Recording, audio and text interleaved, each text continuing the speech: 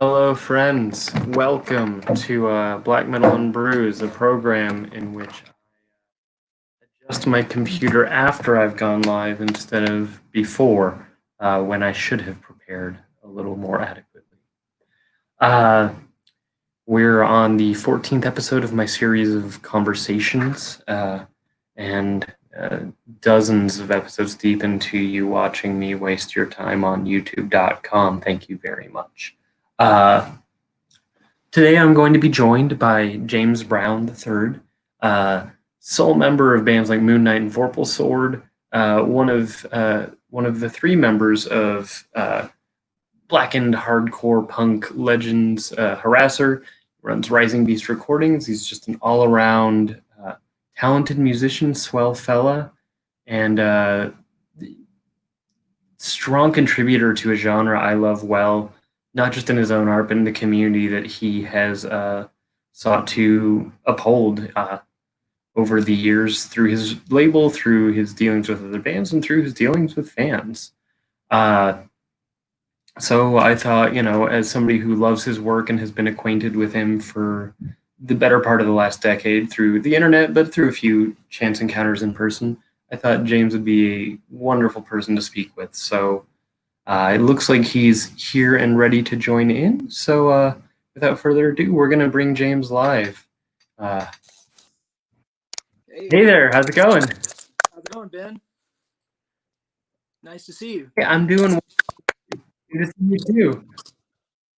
Breaking up a little. Okay, can you hear me a little? Yeah, I can hear you. Cool. I'm hearing a little bit of the sound coming back from me speaking, so I apologize. Oh, it's okay. Maybe I need to. Sorry. No, that's okay.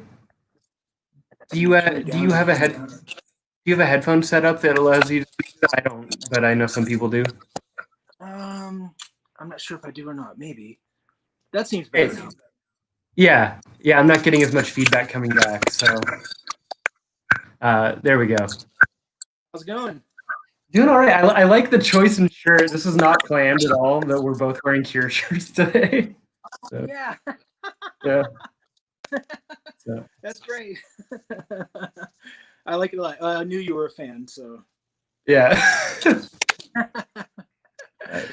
really funny.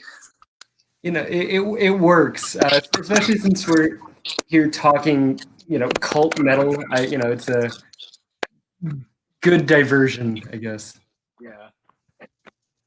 Oh, they've been, I've loved them for a long time, probably since high school. Yeah. No, I had the luxury of having a parent who loved them, and I there's not been a time in my life where it wasn't part of my personal musical DNA. So, curiosity. So, what album was your first Cure album? Because I feel like that makes you learn a lot about people from that. I guess "Kiss Me, Kiss Me, Kiss Me" when that first came out. Yeah. I saw the Just Like Heaven video on MTV, but then I went back and got to staring at the C cassette that had all the singles and B-sides, and that really, like, then I started listening to their older stuff, and that was kind of it. Disintegration was a very big one too. Yeah, I feel like even though Disintegration is very much not a shoegaze album in the sense that people think of it, but people who are drawn to the density and the drift of shoegaze, I feel like there's a strong shared spirit. Absolutely, it's the atmosphere. Yeah, that's an epic album. I have a beer too. Yeah. What are you drinking? I've got the Dogfish Head Sea Quench. It's like a salt and lime gyoza. Have you had this? No, I haven't had that one. It's really good, and it's hot. It's hot as hell right now, so it's a good way to go. Oh, right on. I've got a key lime cougar bait. Ooh. Country Boy Brewing here in Georgetown, Kentucky. So I've been checking out a few, local regional brews around here. There's some pretty good. I like that we both have beers with lime too. This is like a lot of things. That's great.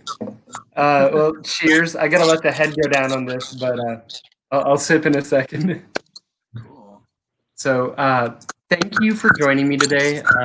You've been making extreme metal for probably since I was able to read, because I'm a youngin, or I guess I'm not so much anymore. But like, I think you never stop feeling 20 in a way. um, but so your earliest work, uh, you were in some kind of death thrash kind of splattery bands in the early 90s, late 80s before forming Lord Fowl. Yeah. I was in a couple bands. My first bands were like in high school, and I was in a couple thrash metal bands. Um, and in '91, right after I graduated high school, some friends of mine, they were starting a band. It was called Forsaken at the time. It was death metal, and I was very excited about this. And in Louisville at that time, it was hard to find people that were interested in this kind of music, and there were only a couple people that were aware of like underground metal and stuff. It just wasn't really a thing. So I found out these guys were going to start a death metal band, and I practically begged them. I was like, I'll do anything. I'll play any and whatever you need. I'll do it. So I got on as rhythm guitarist, and we later changed the name to Son of Dog, and we played a lot of shows around Louisville. It was kind of we were kind of black sheep because we were playing with a lot of hardcore bands and stuff at the time. Um, Yeah. I like to think that we were, kind of, a bit of trailblazers. But we did 3 7 inches. We toured some, and it was during while Son of Dog was active that I did Lord Fowl on the side.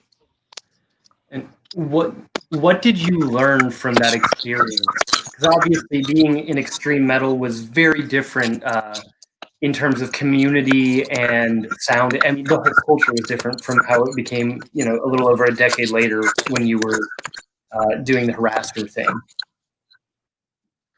Um, well, it was, back then it was a lot of tape trading and mail and letters and pen pals and stuff. And the music was a lot harder to come by. You really had to work for it. Um, I mean, if I'd had the internet back then, and an iPod and MP3s and stuff, I would have lost my mind. I would have gone absolutely crazy. The idea that I'd have that access to music that easily. So I mean, back then, there was a bit of um, there was an appreciation, kind of respect for other people that were into it too, because you all knew it was hard work to find other people and to get access to this stuff. You had to be dedicated. So you know, uh, if I was around town or something, I saw someone with a Napalm Death shirt. I'm like, oh my god, we're probably going to become friends. you know, uh, yeah. So back in those days, things were a little more. I don't know. It wasn't as easy to be a fan. You had to work at it. And so I've heard from friends. Obviously, there's a lot of regional differences. One of my best friends from my hometown, who is 47-ish years old, said, he was really into a lot of the kind of thrash stuff. Like, he likes Suicidal Tendencies. He was a skater. Shocking, I'm sure. But he also loved bands like The Cure and the Jesus and Mary Chain. But that was something that he had to keep a secret because his Hesher friends would have kicked his ass at the time. Now, was it that way in Louisville, or was it so small that there wasn't that kind of weird micro scene elitism? Yeah, I mean, there were some divisions. I would say, like, I don't know. I never worried about when I first got into music. It was like rock, and then I kind of got into alternative, and U2 was like one of my favorite bands in high school, and I got into the Cure and the Smiths and um, Susie and the Banshees and everything. And I didn't get into metal till late. I was like a late bloomer when I came into getting into metal. I kind of skipped all the basics and classic metal, and I heard a little Motley Crue, Iron Maiden, or Judas Priest, and Ozzy and Sabbath. I kind of skipped over all that stuff, and I didn't really get into metal until Metallica. I had a kid in high school give me his Master of Puppets tape, and dude, I thought it was just like this horrible noise and racket at first. These guys are playing 90 miles an hour. I can't understand this, but there was something about it that intrigued me enough to keep listening to it, and it was kind of just eventually once it hooked me like really deeply, and I started getting obsessed with thrash metal. And I had a friend in high school who was always getting into like darker and eviler and faster, crazier, gorier bands and stuff. And I was always kind of like finding out whatever the new thing was from him. And I kind of always had this hunger to like push the boundaries and go further and get darker and faster and crazier. And I didn't. Well, back to your question about the, I don't think anyone ever really cared that I listened to other types of music. And I had friends that were all my friends were pretty, diverse and eclectic in their tastes as well. So that wasn't really a thing, But yeah, like once I got into metal, it was. I just kept going for darker, crazier, faster, more extreme stuff. And you still are. I don't want to jump around time like a whole lot, but like you made me a playlist for this thing, and I noticed that a lot of the music you picked came out in the last couple months. So you're going for. There's kind of this myth that I think some people tell themselves to feel better about their own apathy, that you stop caring about new music past 30, and I've not found that to be true. And I mean, seeing that you're putting brand new tracks from like Pavesh N, and and even new tracks from artists that are far outside of metal like Beck. What like it's not something that has an end. What drives you? I mean, are there ever days where you're like, I have enough? Because I don't have that yet. Where I've had enough, or where it's just like, yeah, I know what I need to know. I just want to listen to these songs. Like, you've still got that drive. Yeah, I consider it like a never-ending journey. I want to stay hungry. I want to keep exploring, and I think that I don't know. It's like, yeah, I'm 47, and I've people my age, you start getting a little bit crotchety about like what you like and don't like, and you kind of tend to just, you're loyal to the classics. Like I like this is what I grew up on, and this is the best music that there is. And I think there's a tendency to be a little bit intimidated by people that are younger than you that are making music, or that there's so much music out there that you're not even going to try. You're going to like, it's overwhelming or whatever. But to me, it's like, that's really sad. To me, it's like, it is all about the hunt and about finding buried treasure and sifting through. And nowadays, there's a lot of blogs that I follow, and you have Bandcamp, and it's just this constant, never-ending avalanche of music, new music coming out and everything. And it's it's kind of funny. I'm talking about how the underground, it took effort to like get into music. Now it takes effort in a different way. You have to dig and kind of and there's a lot of junk out there. There's a lot of stuff that's like not very great or not very exciting. But man, when you find that gem, when you find that little piece of gold, and I find something really good, that's the thrill. That's the excitement to me. And I'm always looking for something that, I don't ever want to like sit still. I get bored very quickly. I want to hear somebody that's, to me, it's like, if you're working in whatever style of music, if you're not, to me, if I'm not pushing the envelope, if I'm not adding something new, I don't have a new thought to add, a new idea, then like, what's the point? I want to keep growing and building and evolving and doing something new. I could sit back and just keep making the same record over and over and over again. AC/DC or something. I mean, that works for them. but I want to add something new. I want to contribute to the art form. as a whole, you know, and add my my piece of it in there. So that's kind of drives me. And I think, like, as long as if I stay curious and stay open minded, hopefully I'll keep getting fresh inspiration and I'll keep getting ideas for for new music. So You've been prolific for the whole time I've known you, and it seems before that as well. So I think it's doing something right for you. Before we catch up with our recent project, I want to ask about Lord Fowl, which your initial kind of run of Lord Fowl was just a couple of years, I think. I mean, I'm going entirely like on like Metal Archives and Discogs here for this info. But was that your first solo project, and what was that creation process like? No, I'd done a lot of solo stuff before that.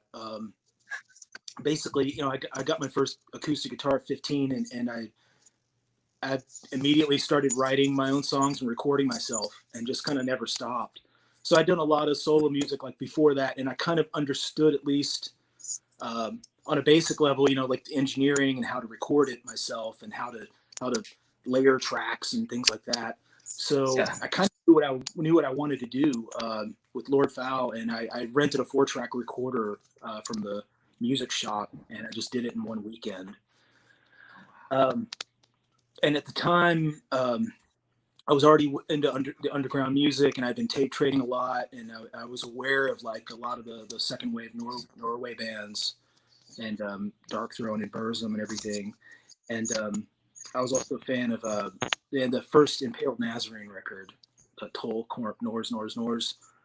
That just like, it gave me goosebumps. I was like, oh my God, this is the craziest, evilest fucking thing I've ever heard. These guys are insane. This is like totally psycho. And there's like photos of the band with like, they're all naked and they're all covered in blood and they're holding inverted crosses against their penises. I was like, these guys are fucking psychotic. I'm like, that's it. I want to do the craziest, most evil, fastest, blasphemous, you know, I want to do something totally psycho, you know. And also I'd gotten the Vaughn demo, Satanic Blood from tape. Oh yeah. That was like an alien transmission, man, from another world. I was like, what the fuck is this? Like, where did this music come from? And there were rumors in the underground back then, like the guy lived in a tree, he had no contact info. It's like, yeah. There was this like legend and mythos around them, and it all that kind of coalesced and just inspired me to do it.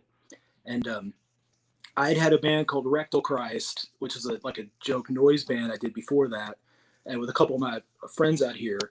And Rectal Christ had done one demo. It was pretty awful stuff. But we did one demo. But as I was doing Rectal Christ, I was like, you know, I was playing guitar and doing vocals, and a friend was playing a drum machine, and another friend playing bass. But when I was doing Rectal Christ, it was like I realized, like, hey, each one of these songs has like a legitimate riff in here. You know, like maybe I could do something serious. You know, maybe I could do a black metal band that, you know, people would take it seriously. And I played all the instruments myself, but you know, back then it was like the one man band thing was not common at all. Like, I don't, you know, as far as like, it was kind of unheard of, and it was only like noise guys and you know, because I was into a lot of the noisecore scene and stuff too. And there was I added a fake member to give legitimacy to the project. It was a joke, you know, because I wanted people to take it seriously. So I made up this guy Mike, who was also in the band, but it was really just me, you know. Yeah. That demo, I just dubbed him at home. I Xeroxed the covers, and I made like less than 100 of those, and I sent them out to. I mean, I was pretty well into the underground scene, so I had contacts and friends, and I, you know, mailed tapes out and stuff, and I got a couple zine reviews and did a couple interviews, and it got well received. And the next year I did the second demo, and but then, you know, the Lord Fowl story continues. I kind of just, my life went off in different directions, and I kind of got out of like underground metal completely, and I totally lost track of the scene and like everything that was going on. one thing led to another, and I wound up in Los Angeles in 2001. And then it was probably, I think it was 2008 maybe. I'm talking to my old friend Greg Mattingly, and he was the bass player of Rectal Christ. And we're like catching up and stuff. He's like, "Oh yeah, I take it you know about Lord Fowl. You know about Lord Fowl." And I'm like, "What do you mean, Lord Fowl? Yeah, I know about Lord Fowl. But what are you talking about? What about Lord Fowl?" He's like, "Dude, there's a MySpace tribute page, and you're on the Metal Archives, and there's all this stuff out there." And I'm like, "What are you talking about, man? That's crazy." And I'd start looking it up, and I'm like, "What?" And I was like, completely dumbfounded. Like the thing had kind of found a life of its own. And then I found out that Nargaroth had covered the song. So that, a couple labels contacted me, and I know they were like reissuing the old demos.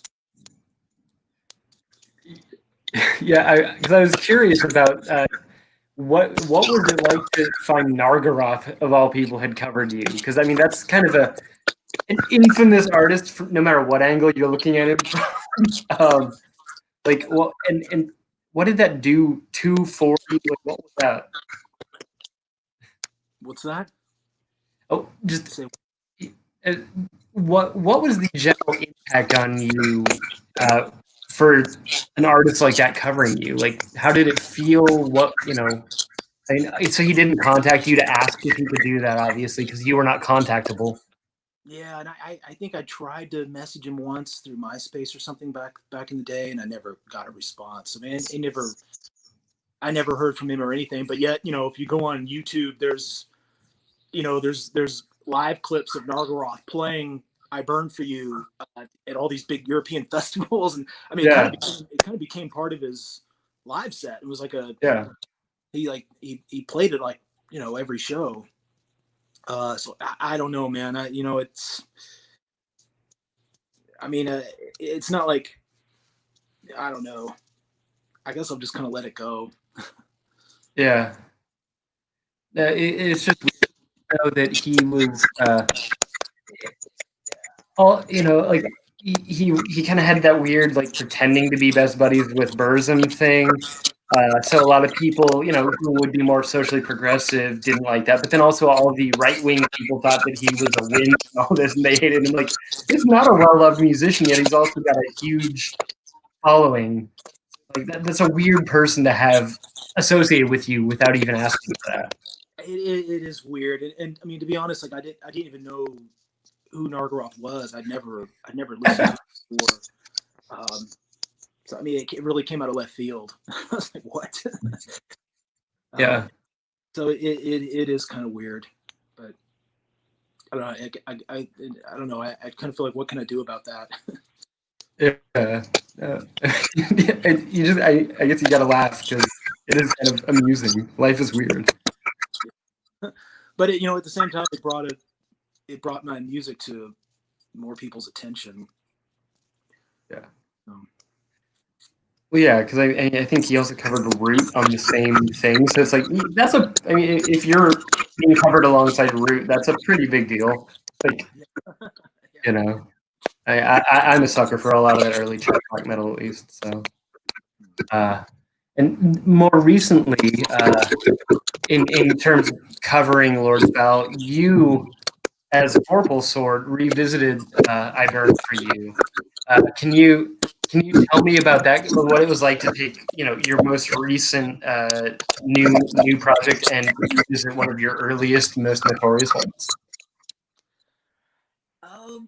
Well, it started with my live sets. Vorpal Sword. I started playing solo when I was still in Los Angeles, and I played out there. I played 4 or 5 times in LA, and then I came to Louisville, and I'm trying to think of how I got the idea to do that.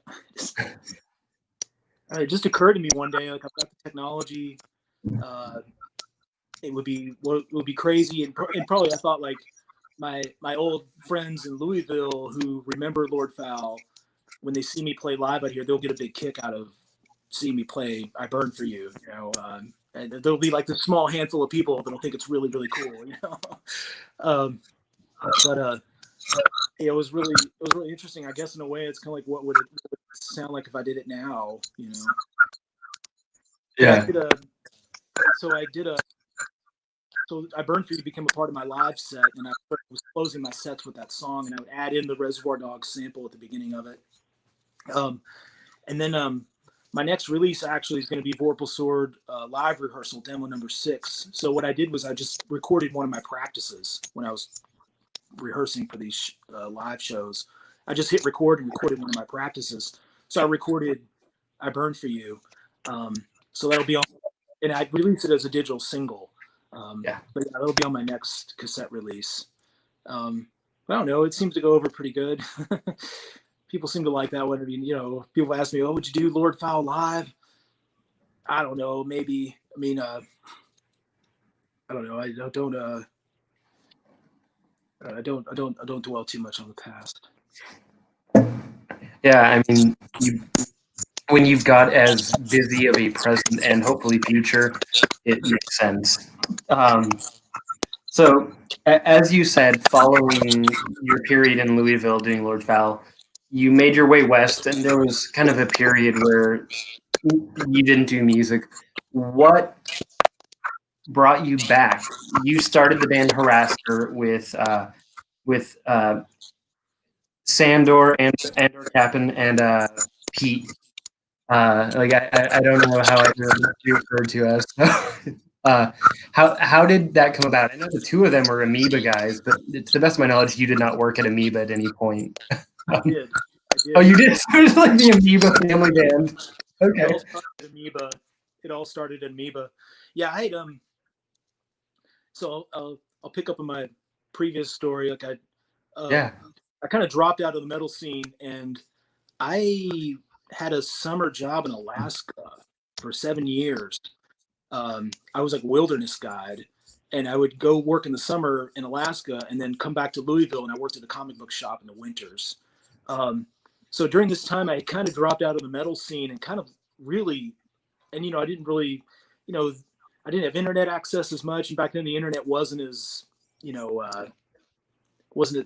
music wasn't as accessible. So I really lost touch of what was going on in the metal world and everything. And I was focusing on kind of on my singer-songwriter, like acoustic guitar stuff. So I moved to LA in 2001. I got hired at Amoeba, and Sandor had also gotten hired. We got hired. We helped open the Hollywood store. We got hired right before the store opened. And then Pete got hired on shortly after. It was like Pete came on a few months later, I think, after the Hollywood store opened. So, I think Pete had just moved back to LA, but I had just moved to LA. A lot of the Amoeba had just opened. The store was new. A lot of the employees had relocated from the Bay Area down there to help open the store. So there were a lot of people in the same boat. So you're looking, for me, I'm trying to build a new life and start a new social life. So I was seeking out like-minded people and people into the same kind of music. So I mean, naturally, Sandor and Pete and I just it was like a force of nature. We just gravitated towards each other, and hit it off. Now, Sandor and I we had a noise band first called Urethra Franklin, and it was later called Democracy. Urethra Franklin, and we played quite a few shows in LA. We did a lot of noise shows and stuff. I mean, I have a big noise experimental history too. But Amoeba has they would do once a year, they would do a festival called Amoeba Palooza, and all the employees their bands would play. So we kept talking about doing a black metal band for Amoeba Palooza, and that's where the speed of the idea came. We were like the metalheads in the store that wanted to do this. So we started playing together. Sandor already had a practice place in downtown LA, and we started using it, and our band was called Anathoth, and we had another guitar player, Robert Blackburn. And we kind of had creative differences with Robert.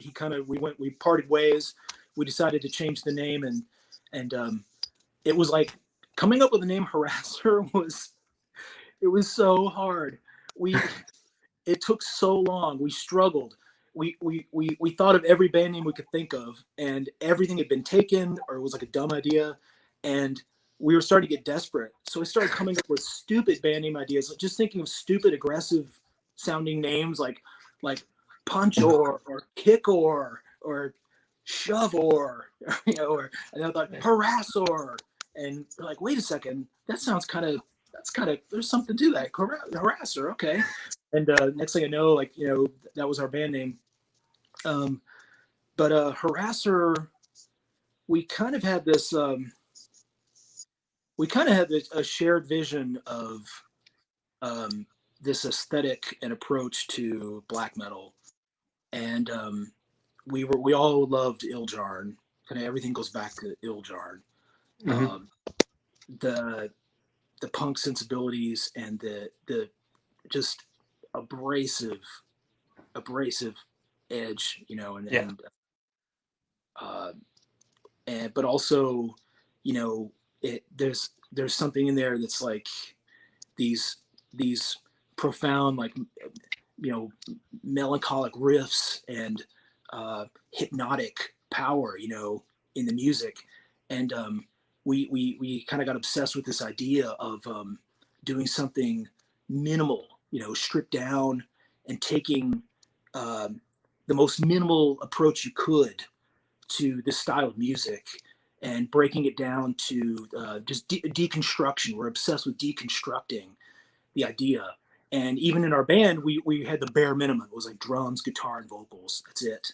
The least that's the most you could scrape by with and still call yourself, a metal band. It's a drum set, a guitar, and vocals. And everything was, we wanted to strip down and deconstruct the idea. And I would deliberately play below my skill level and try to come up with the dumbest, simplest riffs I could. And just try to be like as just punishing as possible. Yeah, playing from the lizard brain. But I think there is something to be said for, when you go with the most direct and instinctive thing, there's going to be a greater likelihood that it will connect on that same level with others. So, perhaps unintentionally, you make it more likely that it will appeal. And I also think that deconstructing thing, it really does speak to, we haven't touched on your involvement in the noise world as much, but that's very much a noise and experimental and industrial sort of attitude, like to re-examine the components of something as, what if all was left is a skeleton? What is it then? And to that effect, I was really interested in, there's a lot of Harassor releases that I find interesting. There's for a band working on, as a 3-piece and with this intentionally rudimentary approach in a lot of cases, you've done a lot of varied things with that. One of which I wanted to ask about, which is the Astral Psychosis album or EP. Obviously, that is completely out of left field. For one, you've got cats as the album art, which I love the running theme of kittens with your band Harassor. But also, can you tell me what, like doing a kind of a dark ambient noise as a black metal 3-piece, what the aim was there, and why that was put under that umbrella rather than something else, and how that came to be? Well, I got this cheap MIDI controller keyboard that I plugged into my laptop, and I've worked with GarageBand. I've always used GarageBand. Most of the music I've made, I do on GarageBand. And I don't know. The other guys might remember, but I think one day I just brought the synthesizer to practice, and I was like, hey, let's try this. Let's see. And we're all really open-minded and really, it wasn't like a big thing. I kind of brought it over, and we played around with it. And I don't really know what I'm doing. I can play a few. I can figure out a major chord or a minor chord, but I don't really know exactly what I'm doing. But we just kind of like winged it, and it sounded kind of cool. And we played a few shows where I bought the synthesizer and set it up, and I think I would use like an intro or something like that. So it just so happened that around that time we were kind of flirting with the synthesizer and kind of playing with it and playing live with it a couple times, we had lined up these recording sessions with Bob Bruno from West Coast. And Bob's like a regular guy in the LA underground music scene, and Sandro and Pete had known him for years and years. And he liked Harassor and he offered to record us. So that's how the Night on My Side Bob Bruno Sessions LP came to be. So it was during those sessions, and Bob Bruno was like, he's very like, he was so laid back and open minded. He's like, you guys just do whatever you want. So, it was like no problem there. So we finished recording all the Harassor songs, and I think I know I must have planned ahead. I brought my synthesizer, and I think we just had some extra time one night and just decided to do a couple of these improvised songs. And that's how it came to be. And we recorded those, and then those came out on a separate cassette. There was a label here in LA, Complicated Dance Steps, friends of ours, George Jensen, and Christina. They put out the Astral Psychosis cassette. But eventually, someday we'll do the Bob Bruno sessions on CD, and it'll be the complete Bruno sessions. It'll have the album and the Astral Psychosis EP on it together. But I think, like, for me, like I don't know, it's like bringing my synthesizer out. It got to be like a hassle. I'm like, oh, I got to pack these extra chords. I got to bring this thing, set this up. I don't want to deal with it anymore. And I stopped bringing it. And that was the end of synthesizers and Harassor. But I like that, actually, that it didn't become this thing that you're like, oh, we're going to redefine our sounds. We're like, no, we're going to do this for a bit and then we won't. Yeah. Yeah, we'll just try this out.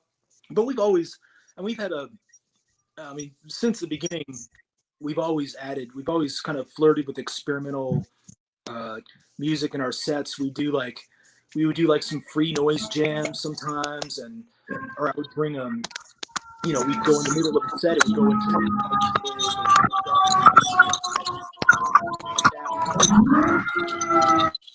always trying to expand the boundaries and do something different. I don't know. We're very, very open-minded, willing to try things.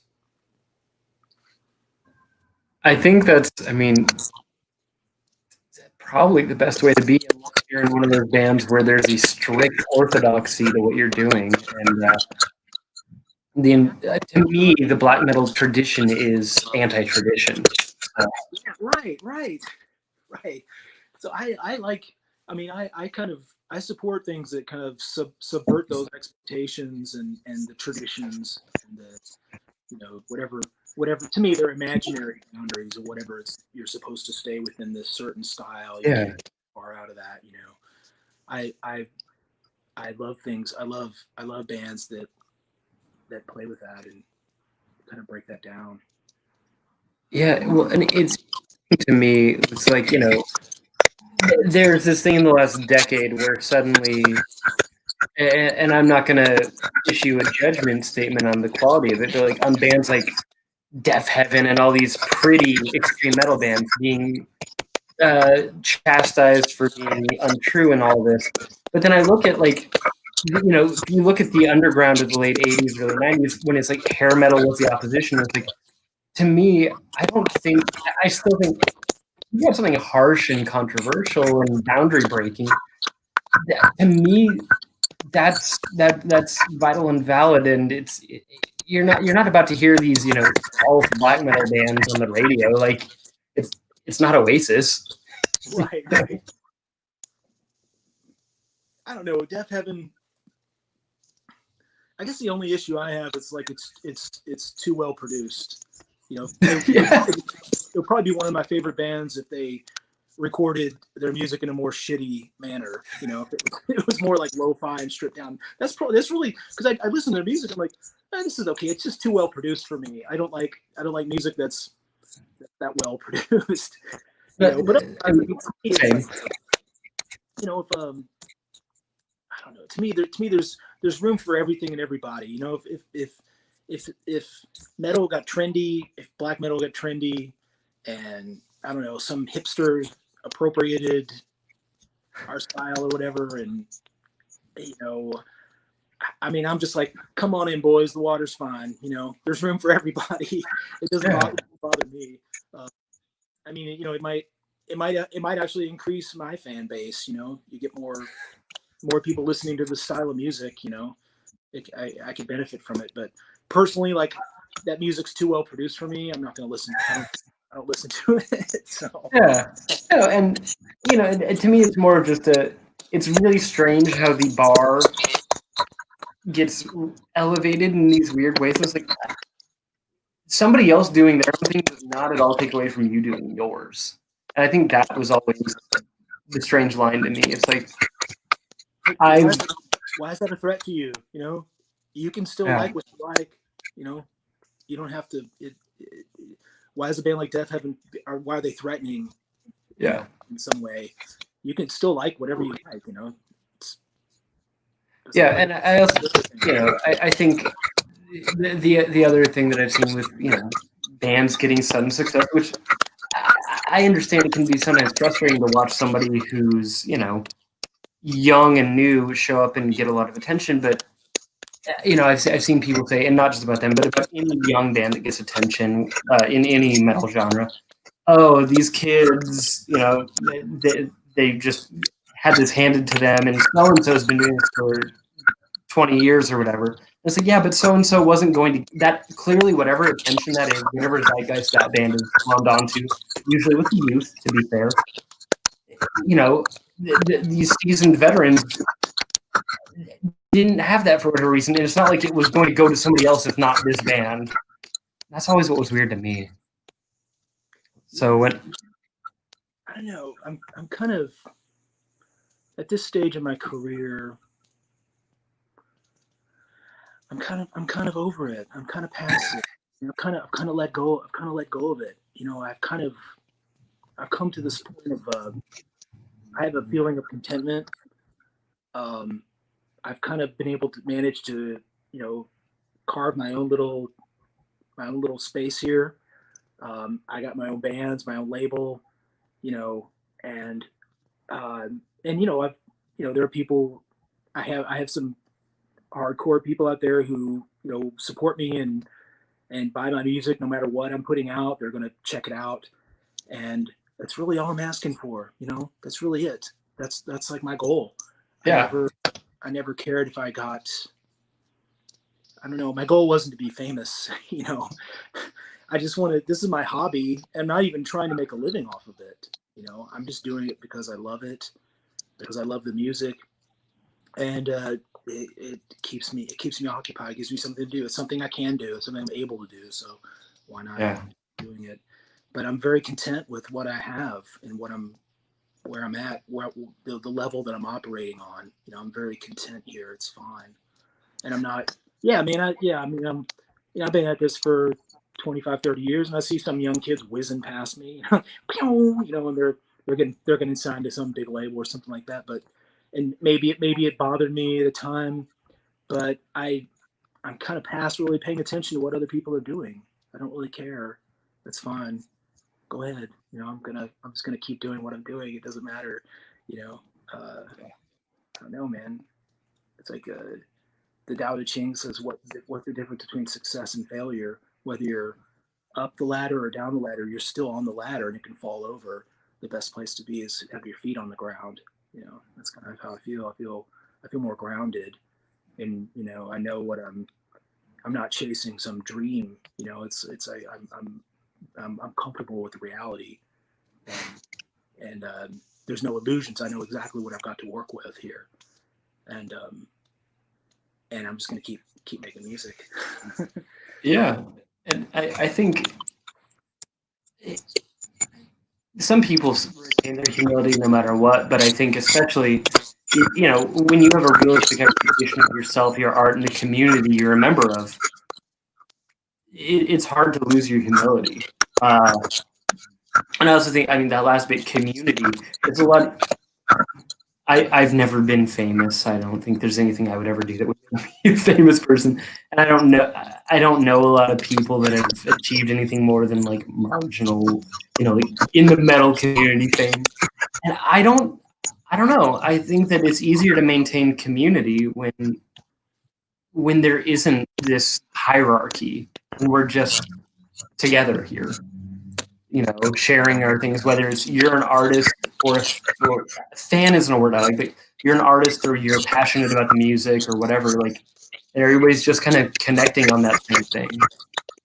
Oh yeah, I mean, you know, I like to think of myself as like I'm on the same level as my audience. You know, like if our band was, if I was a band playing live, I'd be playing on the floor, on the same level as the audience. You know, and I really believe in trying to be, you know, especially nowadays because we're not with the pandemic. You know, we're not able to go out.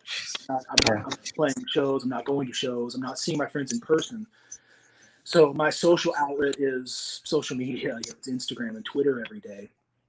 And my main thing, but you know, it's how I tried to be back in the day. You know, when I first started playing in bands. But it's just being accessible to people. You know, and you know, if someone messages me, I always try to write them back, and I try to be cool. You know, and down to earth. And we're all there for the same reason. I love the music just as much as everybody else. I just happen to also make music, but I try to always think of myself and position myself at eye level with everybody. You know, like I'm not above you guys, or I'm not. You know, I want to, and I want to be present and accessible. You know, to anybody that's interested in my music. Yeah, you know, and I think that's vital. I know some bands, especially in extreme black metal, like to maintain that mysterious distance and anonymity, but I think for me, that's always struck me as a little odd. Unless I've heard a couple bands where it's like, oh, so and so can't be known because they work in real estate and it might hurt their career or something. Which, Yeah. like, and that's a specific member of a specific band. I won't say because I don't want to hurt his real estate career. Or something like that. If it's not real estate, he's something where he can't be known. He would lose his street cred. No. I think he's more concerned with his day job than his street cred at that point. Oh yeah. You know, like you know, God forbid people find out what I do on the weekend. Right. Which is interesting because everything I do is very accessible, and I also have my office job, and I've always wondered when the day would come that it would get me in trouble, and hasn't yet. It's gotten me office jobs, if anything. So I think we live in a world that's a little beyond that. You know? Yeah, I think so. I'm gonna grab another beer really quick. I'll be back in 2 seconds. All right.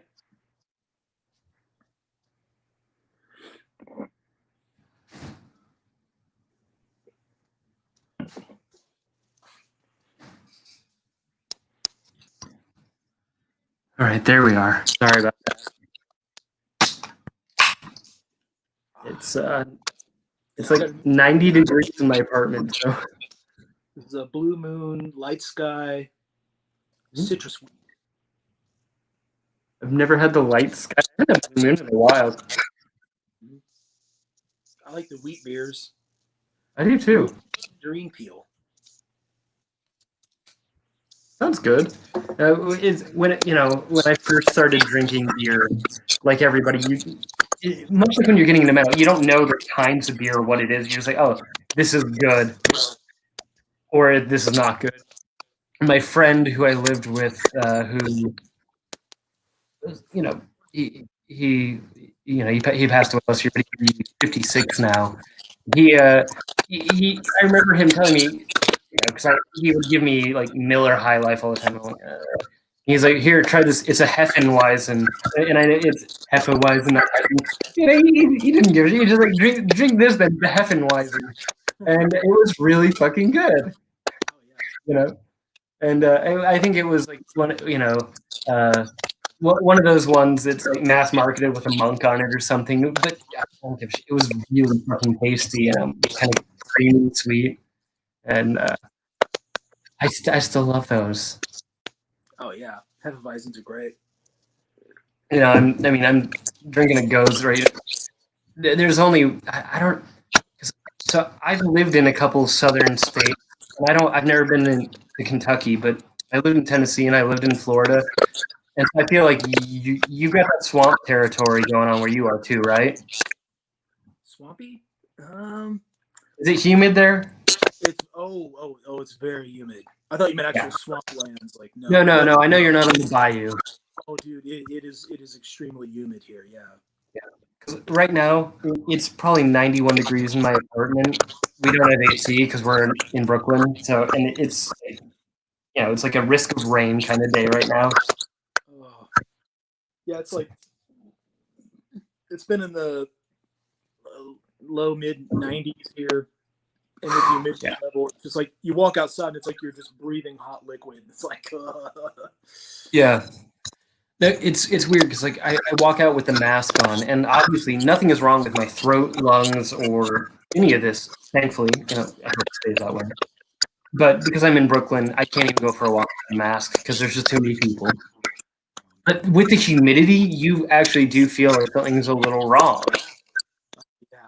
I mean, it's so stuffy, and Yeah. I get sweaty around my face and Yeah. stuff.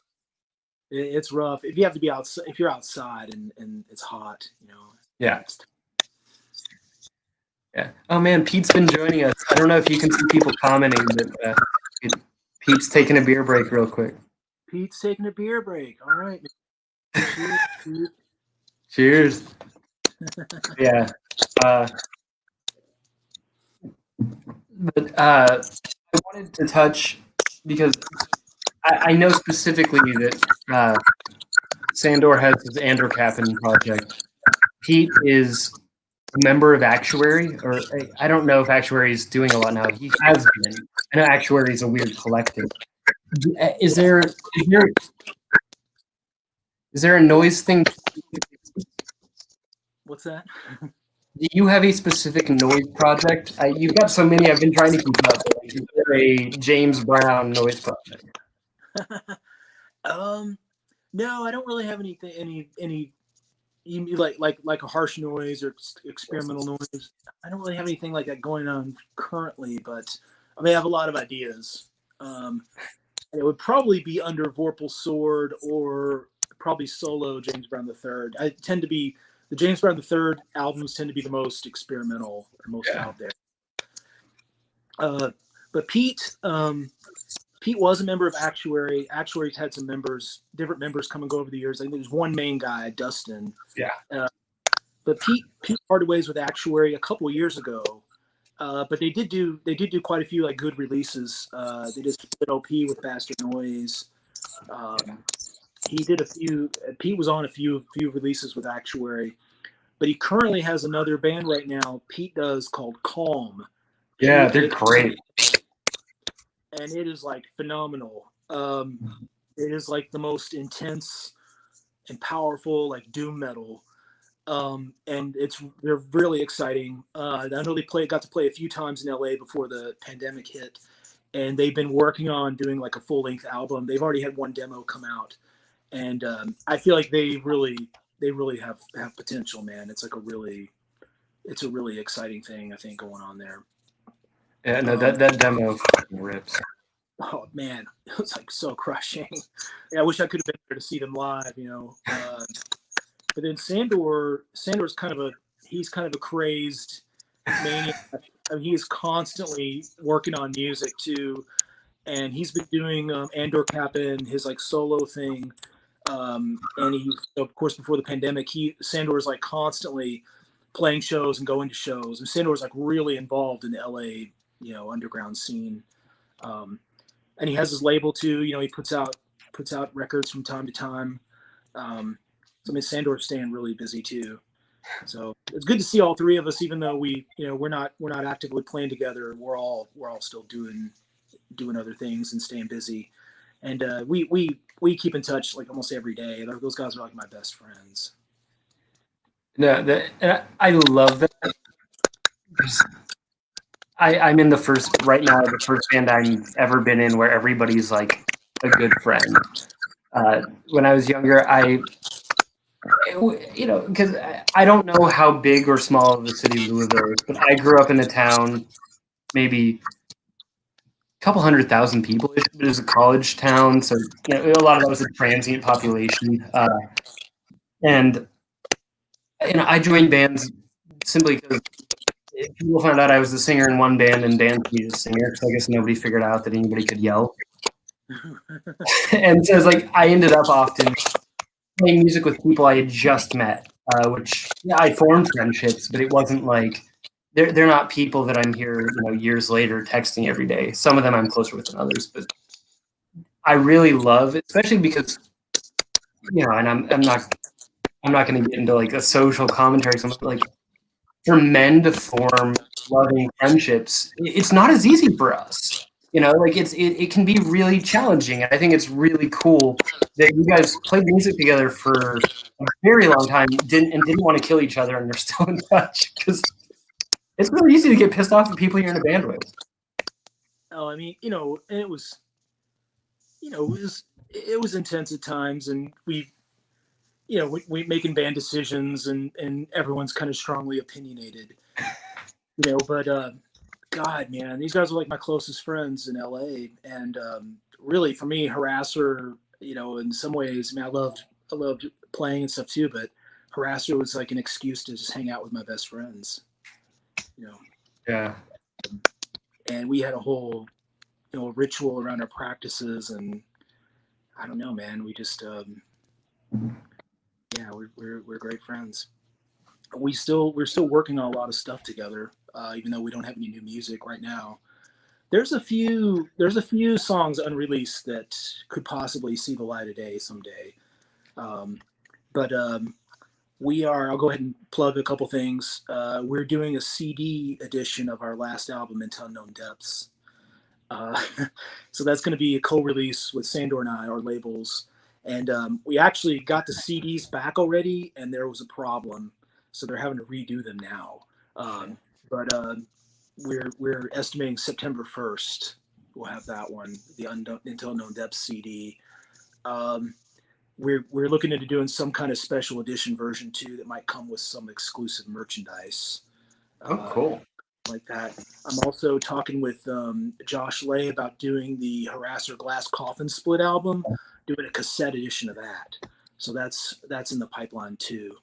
And eventually down the road, we're gonna do the Bob Bruno sessions, the complete Bob Bruno sessions on CD too. So there'll be more from Harassor. That's good. Because there's a lot of stuff I still wanted to get to, but I have two more Harassor questions. One, since you mentioned it, Into Unknown Depths, as well as your story, Lord Foul Issues. To the best of my knowledge, the only heavy metal release is on Dice Records. How did that partnership come about? I mean, I know that Dice has a long history in the outsider communities of sorts.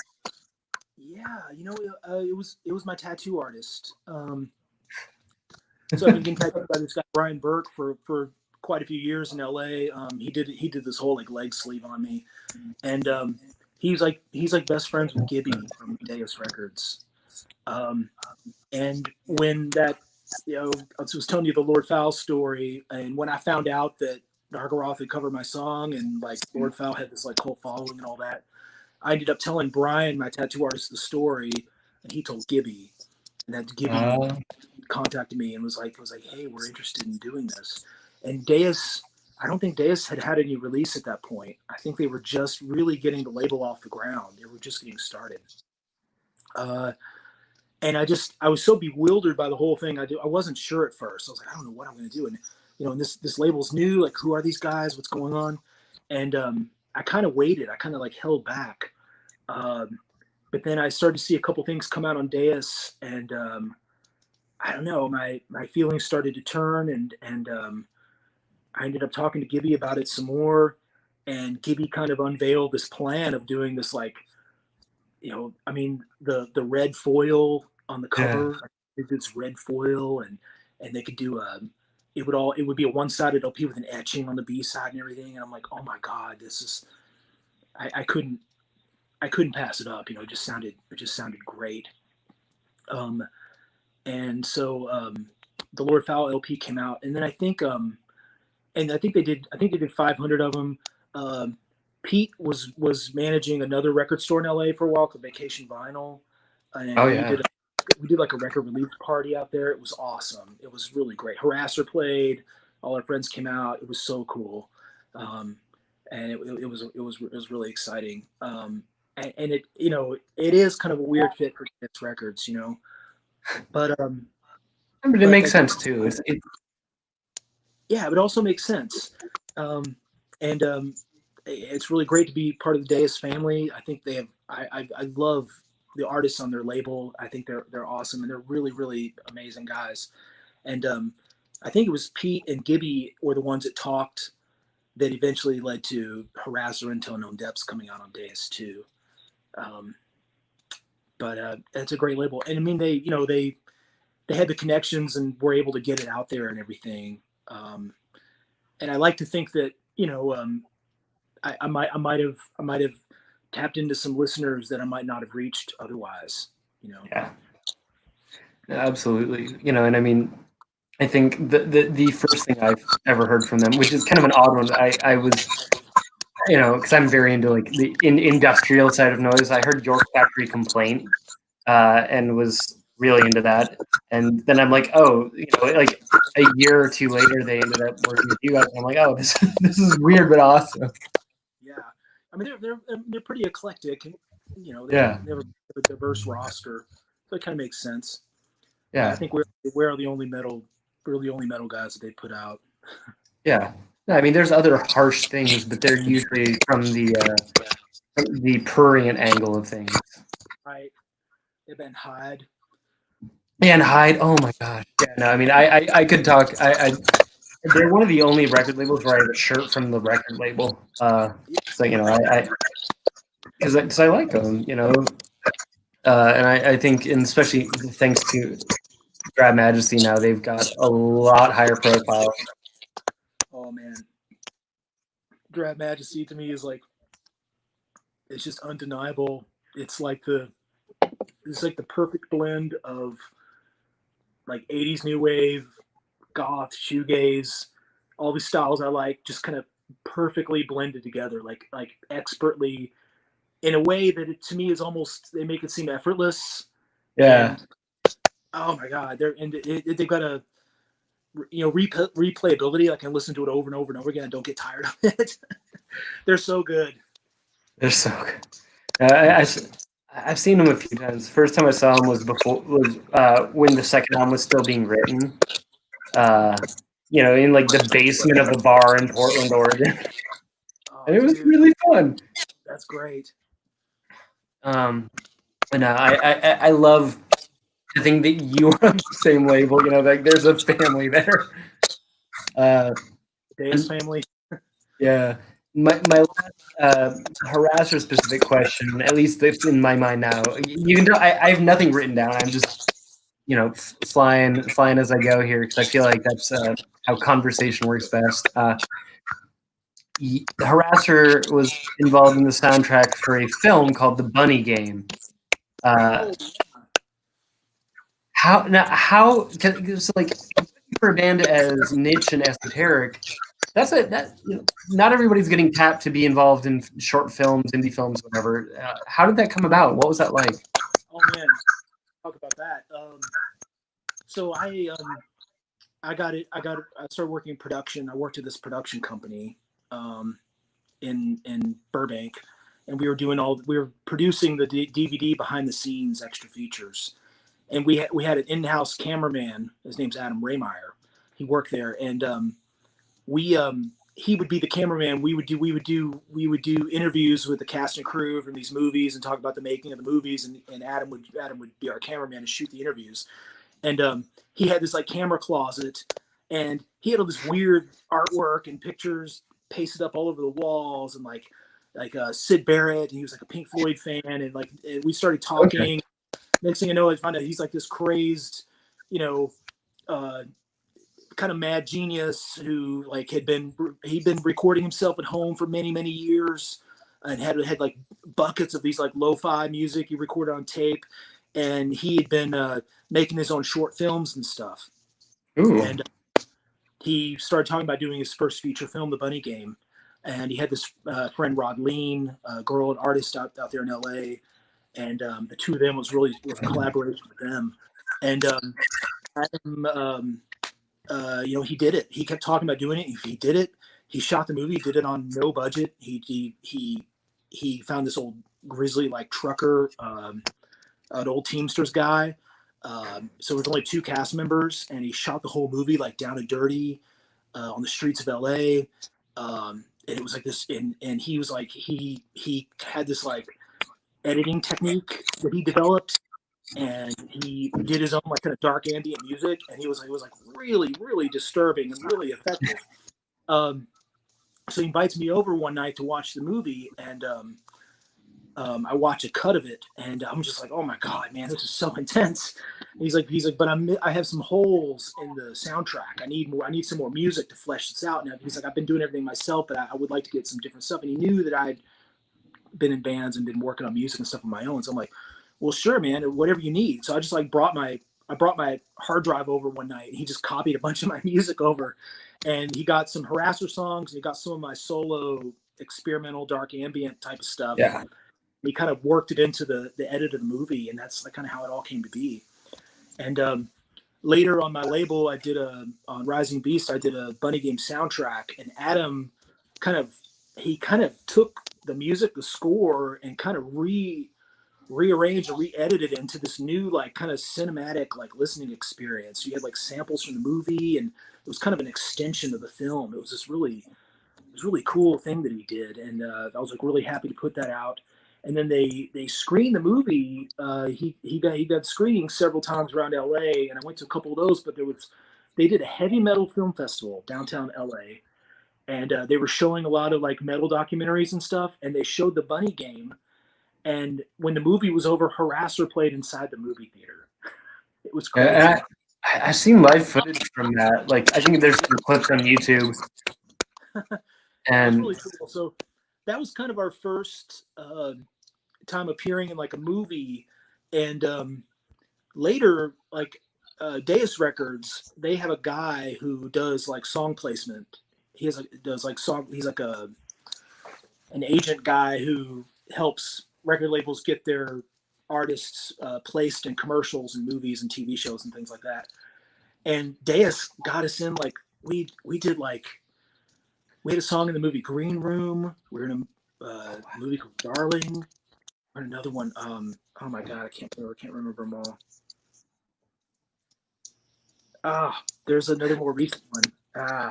There's been quite a few of them, but yeah, that's just like a whole nother thing I never expected to happen. You know, music would show up in movies, like who knew? But it just kind of happened organically. The Bunny Game, dude, still it's a very intense film.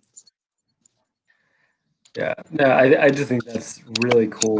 Like the two separate communities coming together like that. Yeah.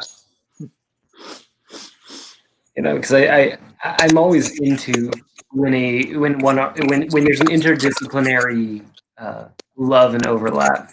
You know, like to me, it matters if a band has good or bad album art. I take note. If a band is interested in good music videos, if they have music videos, or just throwing something together, I take note of that. Are you just in your medium, or are you invested in art as a whole? Yeah, like as a guy who does my own, I have my own bands and I have my own label. I find I have an opinion about all that stuff, about the aesthetic and the way things look, and the graphics and artwork, and I want to do that part myself too. I have an opinion about all that. I feel like it's all kind of I don't know, it's different parts of the same creative playing field that I have. No, I mean, I think it's all important and interesting.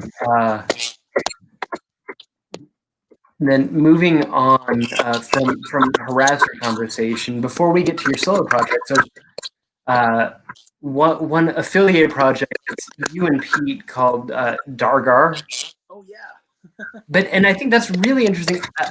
I'm sure because I'm wrong, and research is only so there's only so much we can search from the internet. You play drums in that, and you're not usually a drummer in your other projects, or not, collaborative projects. Can you share about that? I dabble in the drums. I do play drums sometimes, but it's not my main instrument. But in Dargar, actually, it was like drum machine programming. Oh. That's what I was doing. Um, Dargar started as an inside joke between Pete and I. Uh, we started joking about doing a side band, and we were talking about I think it was the Beastmaster, the movie The Beastmaster. The main guy's name was Dar, and Sam Elliott's character's name in the movie Mask with Cher and Eric Stoltz, his name was Gar. And we're joking about having a band called Dargar. And for our band photos, we have a picture of uh, Mark Summer from the Beastmaster and Sam Elliott. Those would be the band photos. And we started joking around about it. And Dargar had been this joke band we were going to do someday, but I don't know. It's like as I started getting better with GarageBand and started learning how to to start really get into the editing and like how I could like take a guitar part and edit it out and loop it and start airing tracks and things like that. I started playing around with that.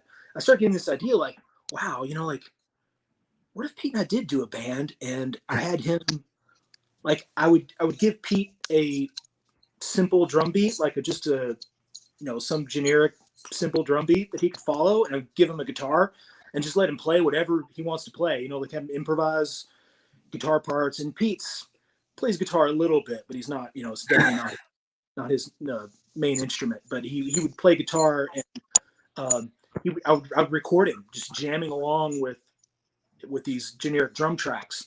And then I had to do the same thing with vocals. And Pete's like a really good vocalist, and he's really good at doing like speaking in tongues, like glossolalia, like just like kind of making sounds and sounding. I don't know. You can sound really evil and cool without saying anything. Just making growling and vocal sound. So I had him just like to the rhythm of these drum tracks. He would like do improvised vocals too, whatever he felt like doing. I was having like go crazy. And then I took his recordings home and I went in there and started editing them out. And I'm like, oh, he's got a nice little guitar part right here. I like this part. Oh, I like this little part over here. And I would edit a piece here and there and start looping them and layering them. And I started building songs out of them. And that's how Dargar, that was the process of Dargar. And we did the first album completely that way. That was it. It was just Pete's guitars and vocals. And then I programmed the drum tracks and built songs out of them. But later when we decided to come back to Dargar and do it again, I decided to take it further, and I took Pete's basic. I recorded in the same way and built songs out, but then I added my own guitar tracks and lead guitars and bass guitars and synthesizers and everything else, and fleshed the songs out even more. So we did the first Dargar cassette that came out on Rising Beast, and then we were going to do a split LP with the band Demonologist. And Pete and I basically recorded this big batch of songs, and we took like 4 of them for the Demonologist split. And the label ended up, going under or something, and the thing like fell apart. So we had these 4 songs from the Demonologist split like floating out there, and then and those are available in my Bandcamp. And then the remaining songs became the second album, The Shores of Space. And to me, it's like, in my humble opinion, that's still like some of the best music I ever made was Dargar. It was like, I mean, I don't know. There's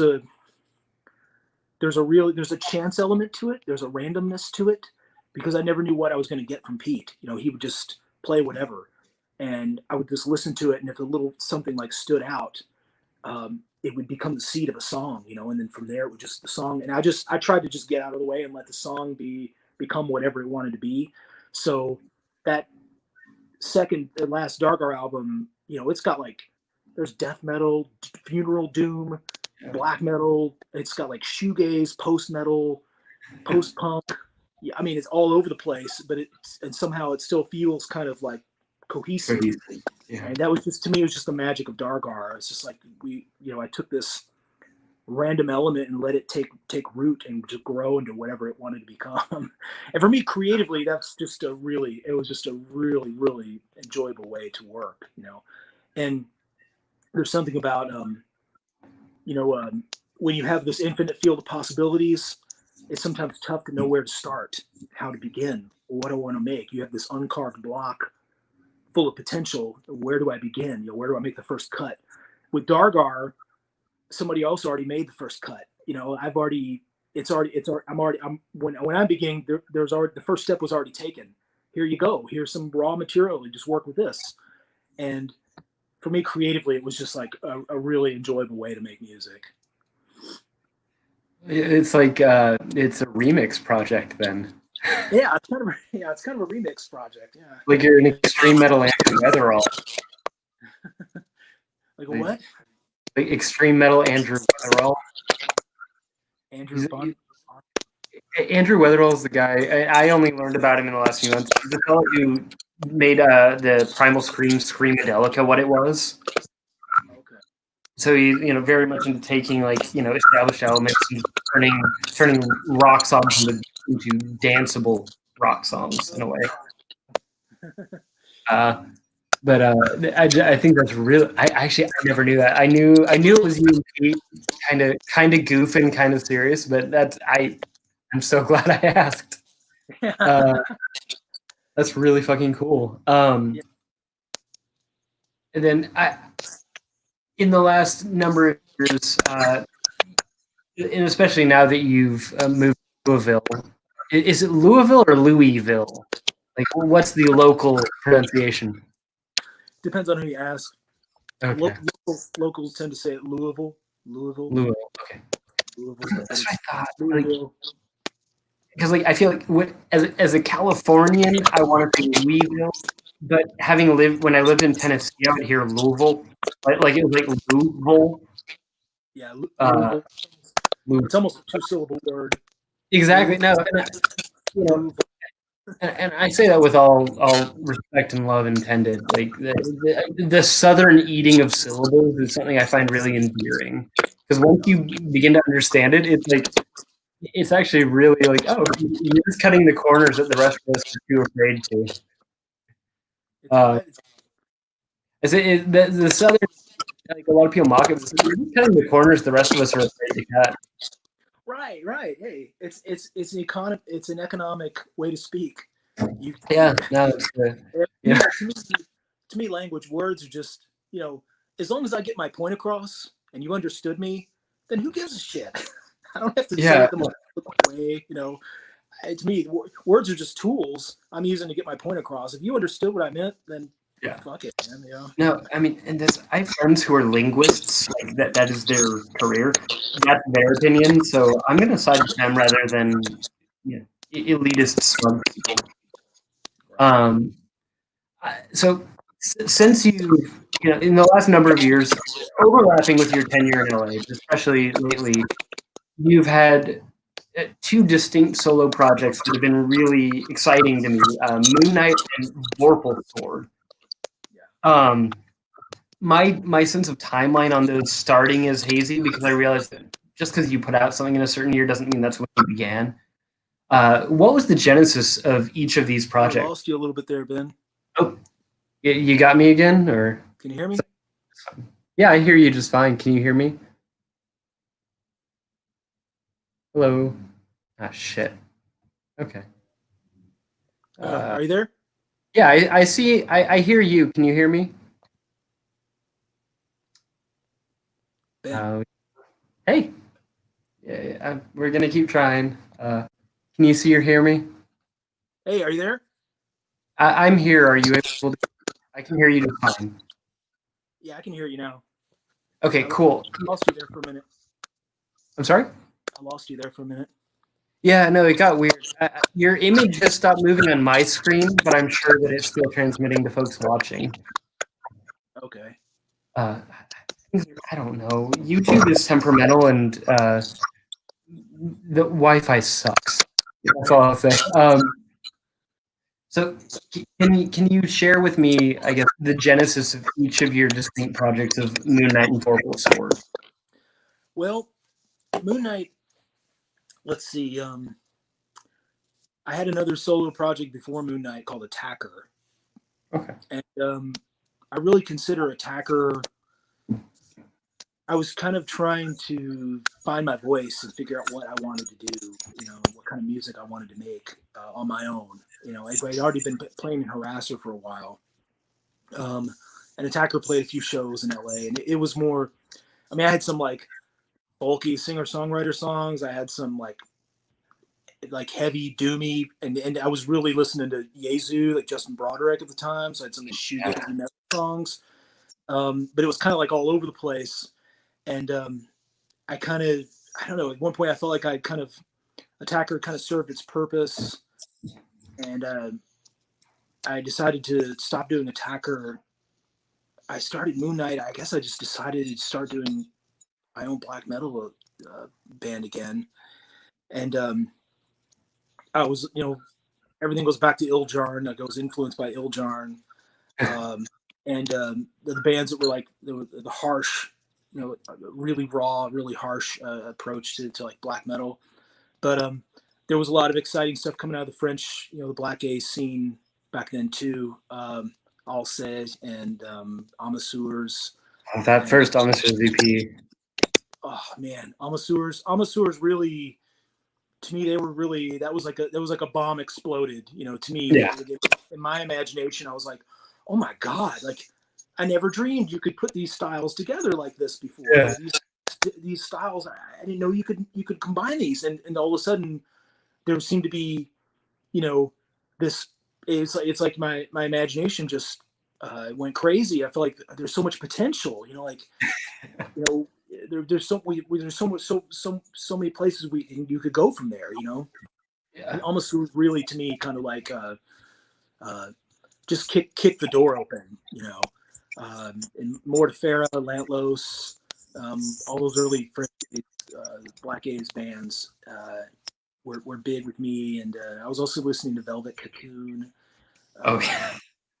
And yeah, and I was into I was kind of into the hypnotic and raw, but the hypnotic and kind of veering into like pretty shoegazy type stuff. And I started working on the first Moonknight album, Toplov, and I started recording it in 2007. It took me 3 years. I recorded a shitload of songs. I did a giant batch of songs, and I was still kind of within these certain parameters. I was still kind of figuring out what I wanted to do and trying to define what this was going to sound like, what Moonknight was going to be. And I was like really experimenting with the shoegazy stuff, and I even like was doing some black metal songs with techno drum beats and stuff, veering into pop and dance, and I kind of freaked myself out. I was like, oh my god, what am I doing? This is crazy. This is too out there. Nobody's gonna get this. I better just put this away, and I'm gonna forget I did this. And I started doing another album that was more straightforward, kind of second wave influenced black metal, and that was Lygia. And Lygia was recorded in the middle of the Toplov recording timeline. In the middle of it, I took a break from Toplov and did a whole nother album, Lygia. And then I thought, this is me second guessing myself.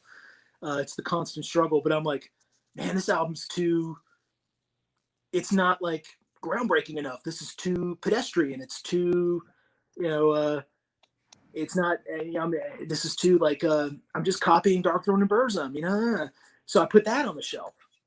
And I come back to Toplov, and I did a few more songs, and I kept thinking about it, and I chewed on it, and I thought about it. Oh, finally, I decided to do the first album, and I took like 14 of the songs and put that out, and I just made this like small, like a CDR release of it, and I did like, I don't know, just gave them out to my friends and everything, and I mean, in Moonknight, that might have even been in the MySpace days. It's been a while. Yeah. But that one, Toplov made somewhat of an impact, and Sandor ended up putting it out on cassette on his label. But then I had this good friend, and one of my oldest best friends out here in Louisville, Dave Pollard. He's the regular Moonknight cover artist. Mm. He used to be in a lot of bands back in the day in Louisville, and our bands played together a lot and stuff. He's one of my best friends, but he's been an artist as long as I've known him, and he does a lot of painting and fine art. He does a lot of art shows and stuff out here. So I burned Dave a copy of that album, Lygia. And Dave was like, he became like my cheerleader. He was just like, dude, this Lygia is so good. You put it out. Come on. I'll do the artwork for it. He's like, I got this idea. I want to do a different piece of art for every song on the album. Come on, let's do it. And I was like, oh, I don't know. Okay. And he finally talked me into it. And I'm so glad he did. It's like Lygia. I'm like so proud of that album now. And I ended up doing a CD version, and it had like these little mini art prints of Dave's artwork and paintings and stuff. But I really owe it to Dave for really getting me to, helping me find my courage, to put this stuff out there. I mean, nowadays I feel I'm more established. I kind of feel like, I know I have some fans out there who are going to be interested in whatever I happen to do. But back then I was more intimidated. It was more intimidating and daunting to go out on my own and release this music, especially with my Lord Fowl past and everything. Like, what are people going to think of this? This is so different and out there, but I just kind of like went for it. And I did Lygia. And then after that, I did a lot of like EPs and splits and stuff. I did Sin Morta, which is more like a thrash metal. It's kind of a black thrash attack, kind of my version of that. I mean, creatively, Moonknight's kind of always been like whatever. I tend to kind of channel my influences, and I'm kind of like whatever I'm listening to at the time is kind of what starts to come out. It's kind of what influences me. So Moonknight's I've kind of just always followed that impulse. And then I get to the third album, Valinor. And Valinor, actually, two of the songs on Valinor, I know this might be a little known fact, some trivia, but two of the songs on Valinor were Attacker songs. They're a couple of the last Attacker songs I wrote. And Valinor came together from a 6, 7, or 8 year period where I just kept recording songs and making music. And I kind of these songs gradually kind of came together into like the next album. And I added my Tolkien tribute, and I'm eventually going to have a fourth album. I don't know when. The fourth album is called, right now the title is Rio Oscuro, and I've had the music done for almost 4 years, 3.5 years, and it's just waiting for me to do vocals. And I've never been able to decide what I want to do. Do I want to write lyrics? Do I want to just scream? Do I want to add some clean vocals? Like, I don't know. And I just have never been able to decide. So I have this whole album that's sitting on the shelf, plus about 20 minutes of B-sides. And I don't know what I'm going to do with it. I'm just going to let it sit for a while. Like, maybe it'll sit for a few more years. I don't know. I even thought like maybe I'll just put that on indefinite hold and then start working on a whole nother album, a separate album, whatever. I don't know. I don't know what I'm doing, man. I don't know. And there's one of your Moonknight releases I specifically want to ask about. So it was one of the first times where I had a friend who I didn't think of as a black metal friend talk to me about it. Was Zora, which is dedicated to your father. It's that's a really rich, beautiful experience, I feel. Can you tell us about that and about its relation to your father? Well, let's see, my dad passed away. It would have been 2014, 2015. And I'd come home to Louisville and everything. And I just, I came back to LA. I got back to LA And man, I what can I say? I mean, it just sometimes that creative impulse just hits me, and I just I kind of go into this like trance, and next thing I know, some new music just burps up out of me from somewhere. And I came back from that, and for about 2 weeks I was just hunkered down in my apartment and just banged out the songs that became Zora. Um, the name Zora came from Blade Runner. Um, Okay. one of the replicants' name is Zora, and I released the album on her birth date, which in the movie it was, I don't remember the date now off the top of my head, but I timed the release so it would come out on, if in the move within the movie, that replicant's birth date. That's the date before Zora came out. But it's also a little bit of a side reference to Zelda. There's a race of Oh, aquatic race, the Zoras. yeah. Yeah, I know. I know that well. Yeah, so there's that, and I felt like it kind of has a felt like the album kind of has a watery like theme, and my dad was a fisherman. He loved being on the water, so there's some kind of symbolic significance there with that too, you know. But Zora Man, it just kind of came out of me, and it was one of those. It happens every once in a while. I kind of just get into this like the creative impulse, and I just end up like making music. And I think that one kind of, Zora covers a lot of ground. It kind of goes from like really fast. It's got some Yeah. aggressive, fast blast beats, and then I slow it down in the middle, and it's got like really trancy, um, slower songs in there. Uh, but it kind of like, from song to song, sometimes I don't know what's going to come out. I just start with a drum beat, and I'll Yeah. start around on the guitar, and kind of just like I try my best to. Over the years, it's the creative process has been more and more of just me trying to get out of the way and let things happen on their own. I'm just sort of the conduit. Yeah. I'm the messenger. But no, I think that's cool. And I think that's a release that does kind of run the spectrum of what you do and have done, and it's so interesting. I didn't know it just came out of you like that. And it's got moments where I had a little piano and like clean guitars for the first time, and Zora.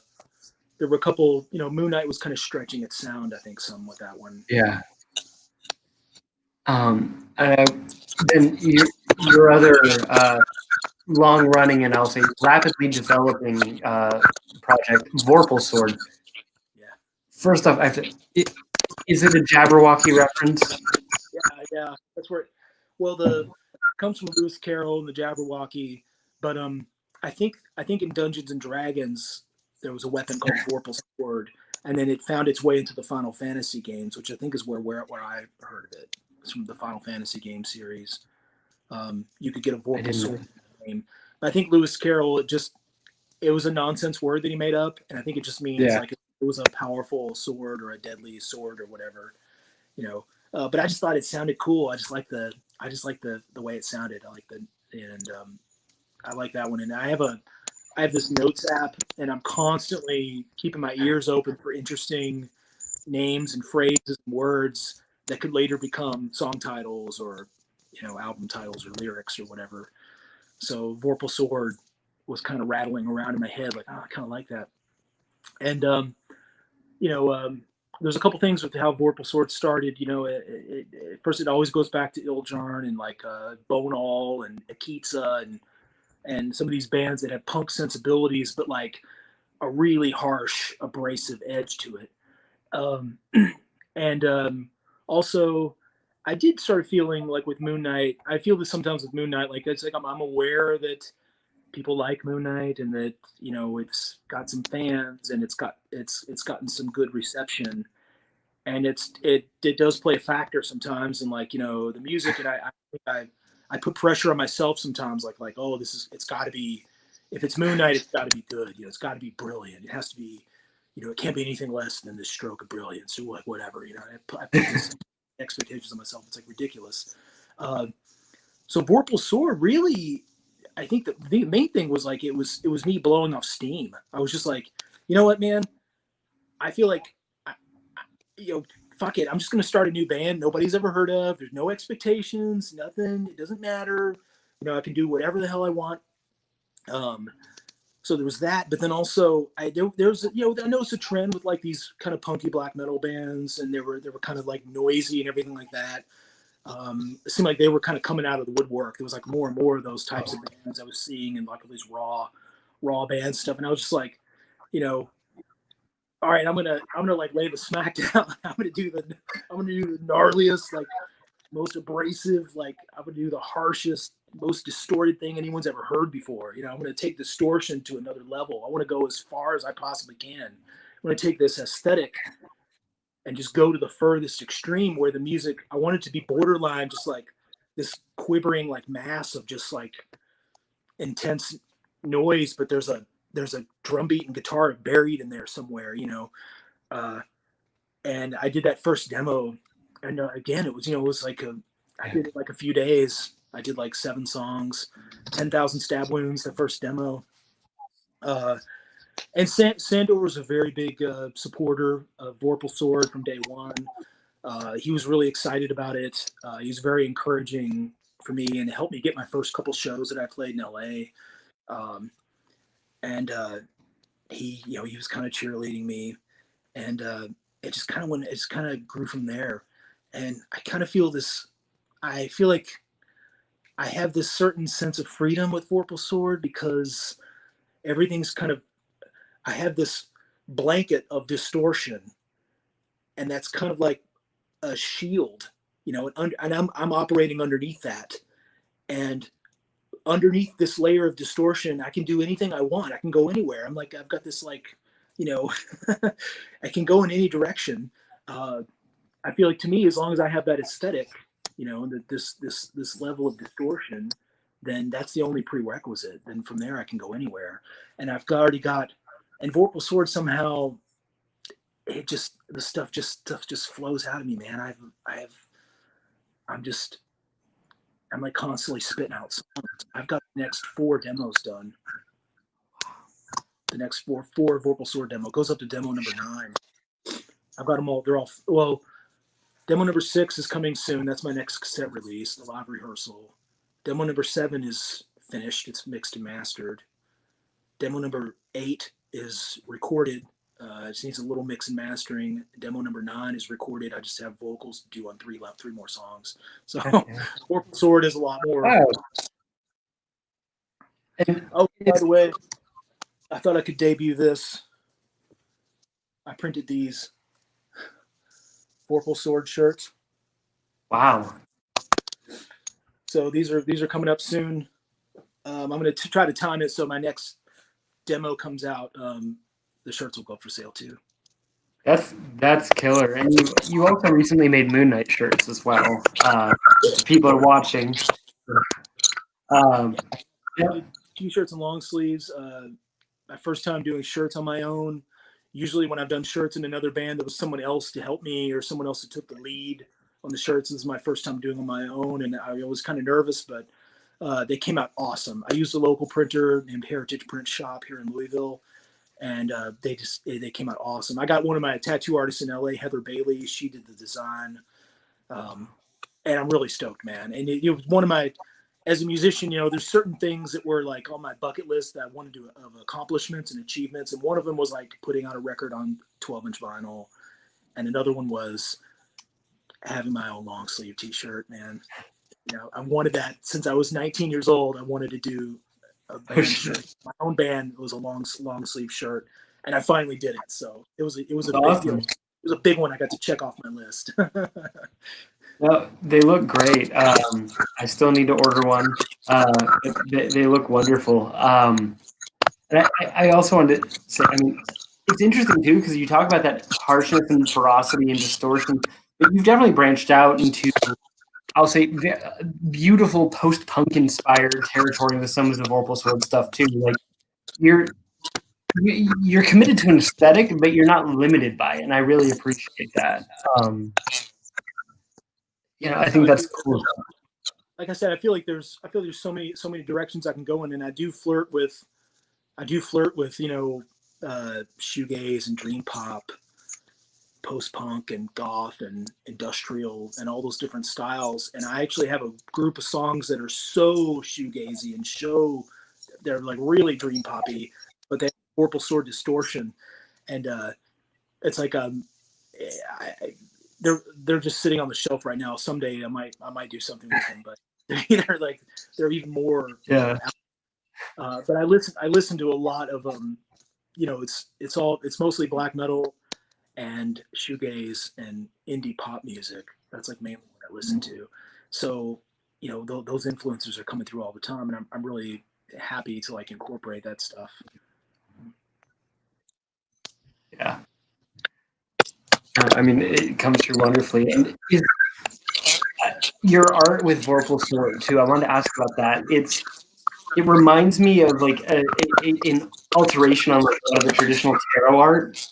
I don't know if that's intentional or not, but what sort of thing were you going for there? I kind of the main thing was I am into the tarot. I'm into the significance of the alchemical significance of the swords. I know those are brutal cards in the tarot deck. Some of the harshest cards you can get are the swords. The ruin card. So those are pretty bad. But also, I just kind of wanted it to be. I wanted to. I just imagine having all these demos out there. And someone say like, "Oh man, did you check out that Vorpal Sword demo? Oh, which one is that? Oh, it's the one with the swords on the cover. It's the well, they've all got swords on the cover. Like they all. I kind of have there's certain parameters with the artwork too, and they stick.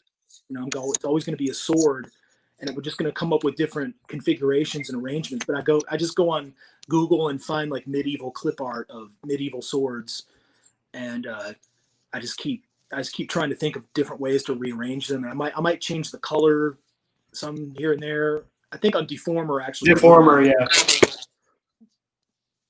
But as long as it's a sword, and I kind of want to murk up the waters where people don't know which demo's which because they all look the same.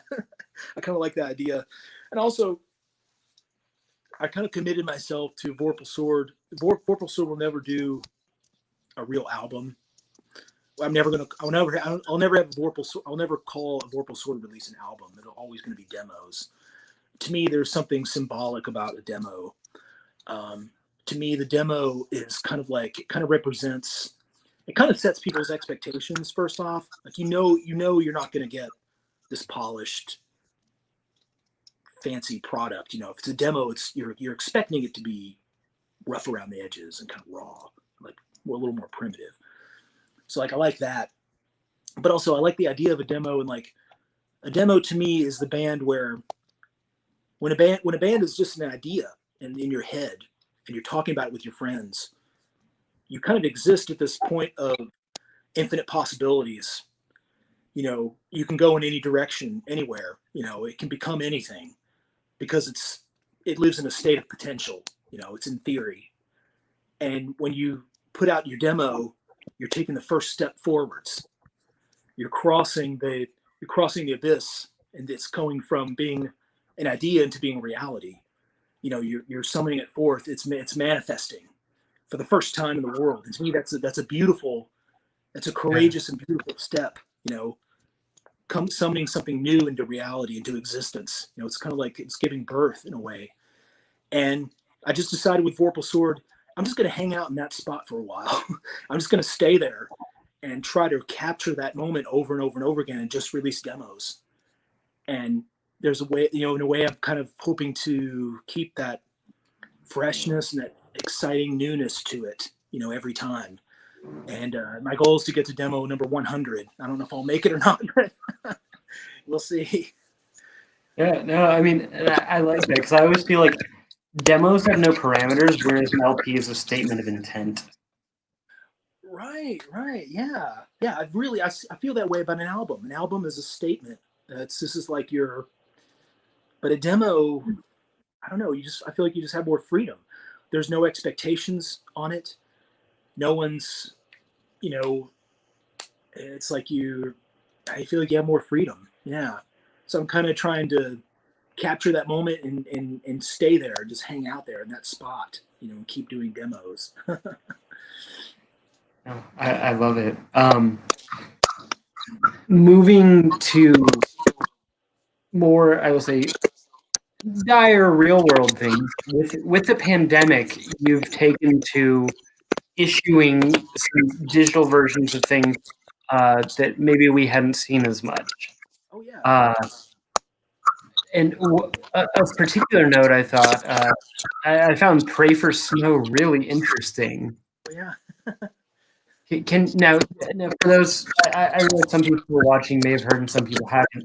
Can you tell us, because it covers a lot of ground for something that's outside of your usual metal wheelhouse? Is that just a catch-all? I don't feel like anything is with you. I feel like it's more deliberate than that. A bit of both. I would say the first Pray for Snow, I kind of forgot. I was talking about Attacker and Moonknight and Pray for Snow. That first Pray for Snow Radiant EP Yeah. kind of was right in the middle of those two. Like right when I stopped Okay. doing it, I did Pray for Snow and then I started Moonknight. So Pray for Snow was, I mean, man, it was like I was listening. Justin Broderick has always been one of my heroes as a guitar player, but also a musician. And this guy, I was always attracted to guys who have more than one band, and like they're so creative that they can't be confined to just one style or one band. They have to make up new bands to accommodate all of their impulses. Yeah. And he seems like a guy to me who just wakes up in the morning and has some tea and an English muffin and starts a new band with himself. It's just not a big deal. He just does it. And some of it goes back to I'm getting on a tangent here. Some of it goes back to like my noisecore days, where just like my friends would be bored and I'd have a friend come over, like, what are you up to? I don't know. What are you doing? I don't know. You want to start a new band? Yeah, sure, whatever. And we get a jam box and just make up some songs.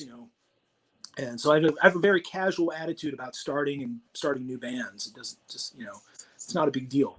But anyways, Pray for Snow, I was very, the first couple records by Yezu, Justin Broderick, to me, this was before I really got back into black metal and started discovering the French scene and the black gaze stuff that I would later get into.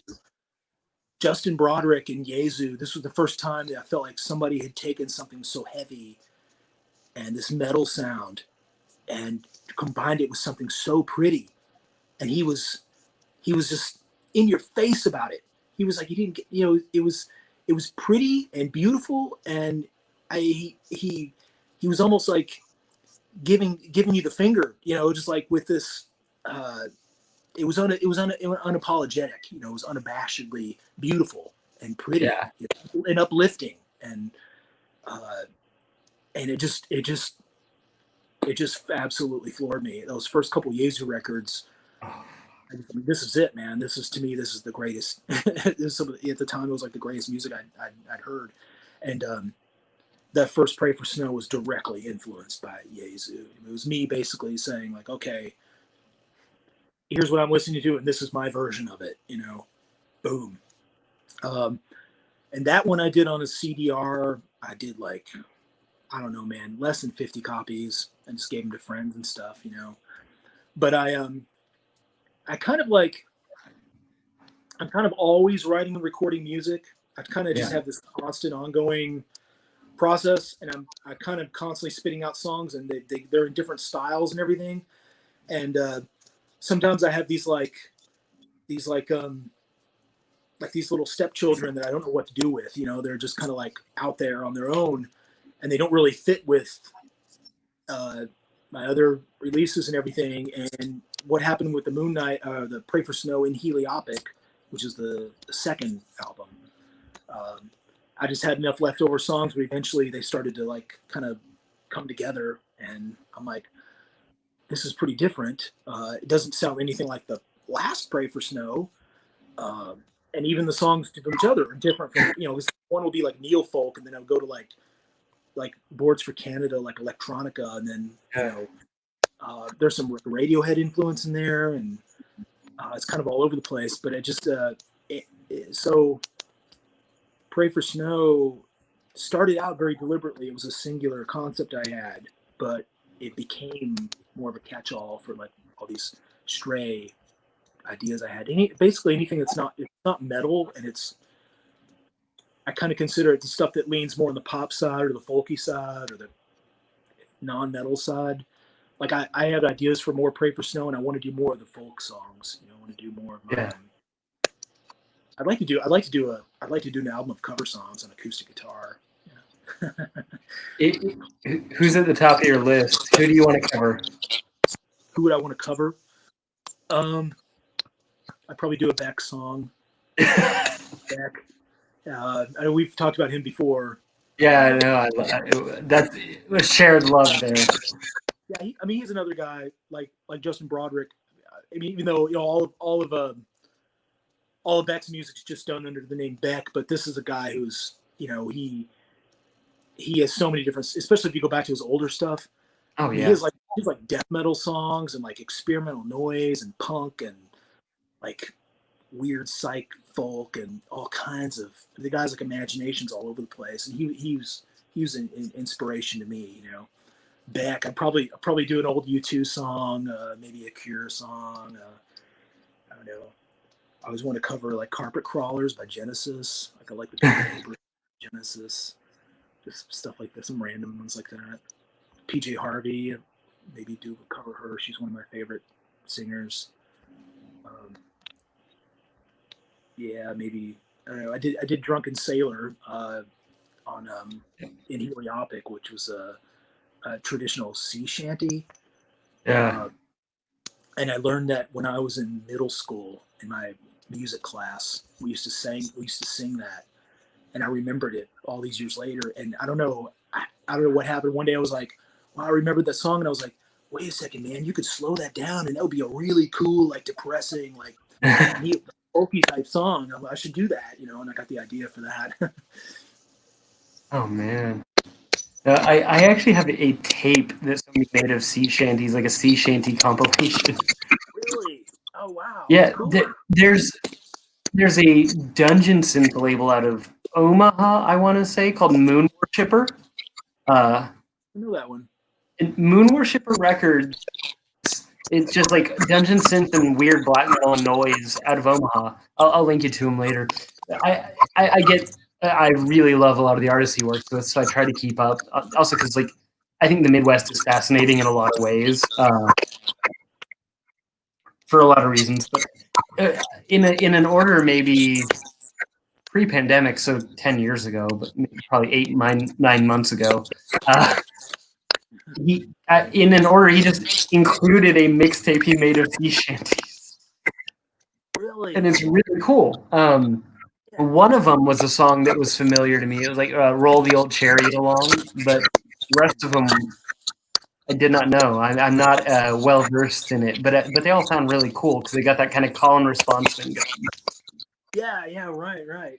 And they're all kind of in a minor key. They kind of sound like kind of depressing or forlorn or something. Well, it's like because this is a really long, potentially boring personal story that I'll try to make short. When I was in the 5th grade, my class took a field trip. I grew up in Bay Area, California. We spent the night on one of the historic ships in the San Francisco Bay, like one of those, historical ships. It doesn't actually leave the harbor.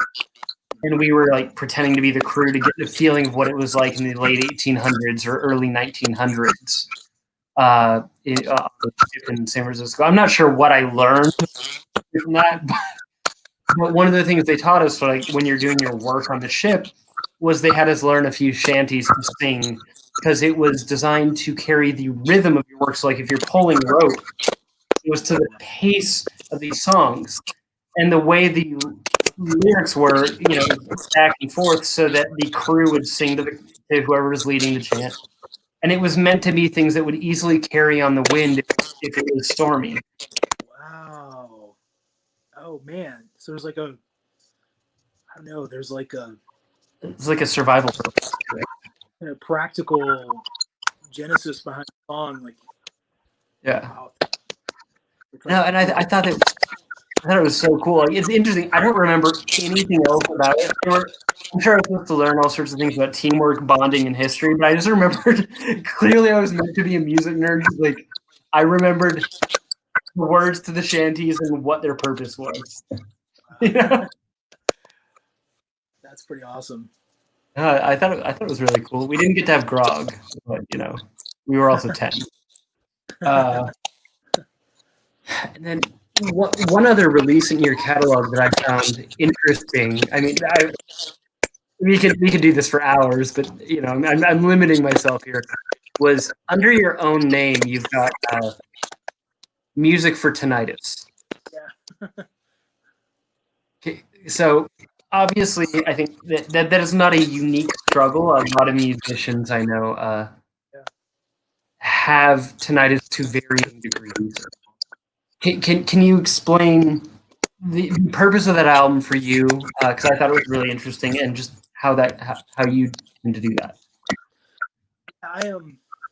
I've been listening to music for many years. When I was a teenager, and I used to crank the music up full blast.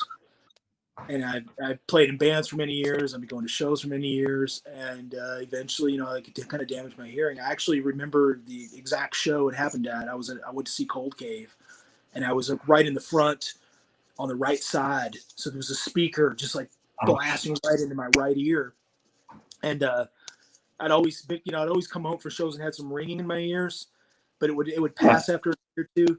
This time it just kept ringing, and I'm like, oh my god, I think I did some real damage. I should have, and I should have been wearing earplugs. So that was kind of my wake up call, and I started wearing earplugs ever since. But I have tinnitus in my right ear. It's both ears, but my right ear is the worst one. And most of the time it doesn't bother me. I don't notice it. It's okay, But if the room's really quiet, and I've been practicing meditation for 25 years or so, and I do like a listening meditation. So for me, like trying to sit in silence, and I have this ringing in my ear, it's distracting, Yeah. So I got the idea to put on some white noise in the background just to drown out like the ringing, and that's it was kind of the genesis of the idea. And originally this was going to be, I had another project, Paralandra. It's my cosmic ambient drone project, and it was good. I was So started beautiful. doing. What's that? That one's really beautiful. Like I listened to almost your entire Bandcamp in the last couple of days to reacquaint myself and prepare. I love that one. So I was starting to work on the next Paralandra, and I did a couple of these really monotonous droney that were just like, I think I recorded the fan in our bedroom, and I think one of them I just took a synth sound and just hit one note and just held it for like 10 minutes, but just added a bunch of effects to it and everything. And I kind of had a couple of these songs sitting around for a long time, and I was eventually going to work on the next Paralandra album, and time passed, and I started coming back to it and realizing like, I don't really want this to be Paralandra. It's too monotonous. It doesn't really fit. Paralandra is more melodic than this, this should be something else. And like, what if I just called it James Brown III? It would be like a solo album. Okay. And I ended up doing a few more songs, and listening to the music myself, I would try to imagine what it would be like for a listener to listen to this music, because it's to me it's challenging in a different way, just because it's boring. It's very boring. It's boring on purpose. And and that goes back to like Brian Eno. I remember Brian Eno talking about how he created ambient music, and how he didn't intend to make music that you would sit down and actively listen to. He intended to make music that would transform an environment, to transform a space. And almost the music's almost subliminal. Like the music's in the background. Like you don't really notice it. It's not in the forefront. It's not designed to be listened to directly. It's designed to be played in the background to change the tone of a room or the space. and I was like interested in that idea. So I did these songs, and like as I would listen to them and try to imagine like what would this be like for someone else to listen to it. I mean, I'm like, are people going to like this or not? How's this going to go over? I don't know. I'm like listening to myself, and I would put my headphones on and have it playing while I'm like doing something else on my computer, and I start noticing like these like phantom sounds coming out of it. I have this really monotonous tone, like whoa, go for 10 minutes, and I started noticing like these like weird distant melodies and like rhythms starting to happen, and sometimes I'd even hear voices like people talking, and like this is a little bit personal, but like my brother's on the spectrum, he's on autism spectrum, and sometimes he has like these meltdowns. He screams in the house, and we sleep in our bed with the fan on.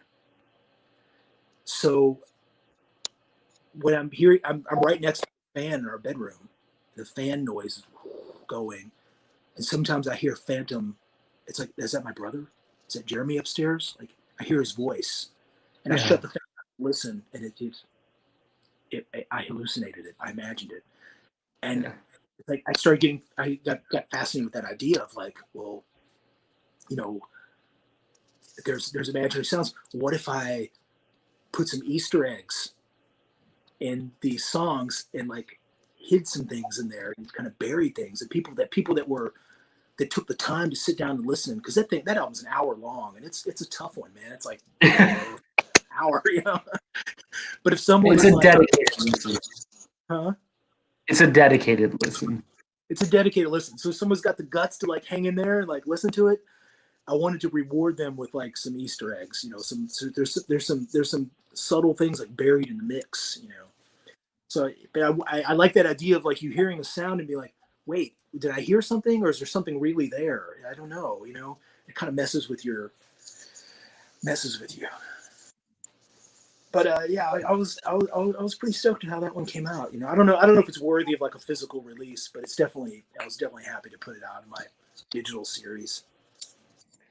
I mean, as a headphone listener and somebody that likes to have noise while I am writing or thinking, I enjoy and appreciate it. I mean, I think,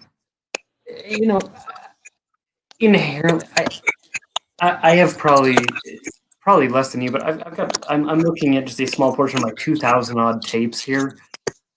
Most of that is niche. Most of that is not widely appealing, and I don't think that makes it less good. It just makes it for a different group of people. Just like things, there's that. What was Bon Jovi had that album like 10 million screaming fans could be wrong or something, and it's like, well, it doesn't mean they're right either. Bon Jovi serves one purpose. It's not a purpose for me. Right. but it's for somebody, and that doesn't. It's neither more or less valid. I mean, I listen to the Boredoms and the Residents and shit. I'm kind of committed to difficult music. To me, that's kind of my thing. It's like the music's not the best produced. It's raw and lo-fi, and I like it that way. But to me, you kind of weed out the wimps. You have to be dedicated and tough and hang in there. And if you can hang in there and listen to this, then you will reap the rewards and the benefits of it. There's very sure. Yeah. And that way you find the people that share your common interest. And we just got a hello, friends, from Jonathan Rosenthal. We did. Look at that. So, John, we're 2 hours in, so you've missed a lot, but it's good to see you. And interestingly, John shows up kind of right as I've, winding down on questions specific to your particular catalog.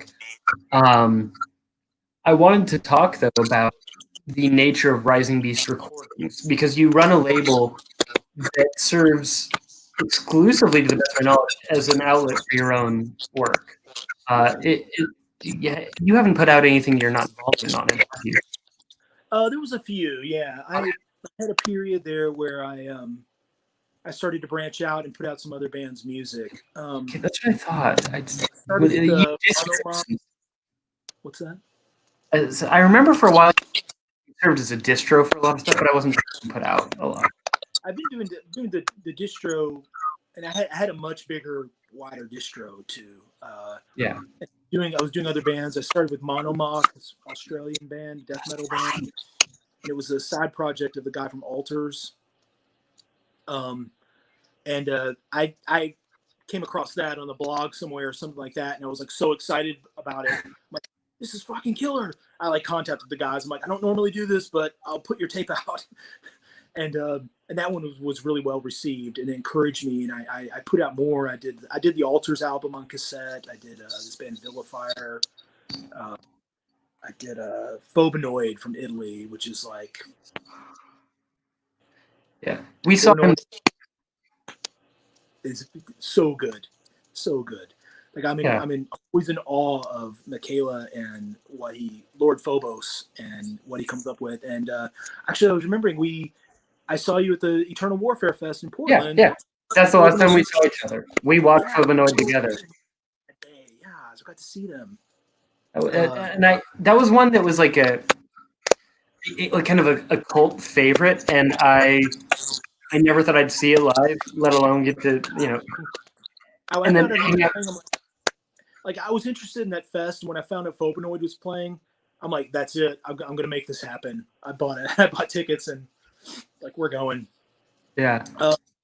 But for me, it's just as one guy, I do everything myself. I make the music, and I'm like the engineer and the producer, and I do all my own graphics, and I run my own label, web store, and I pack all the orders myself. Like if anyone out there, you get a package it's handwritten, it's hand label. That was me. I hand wrote your address on their label.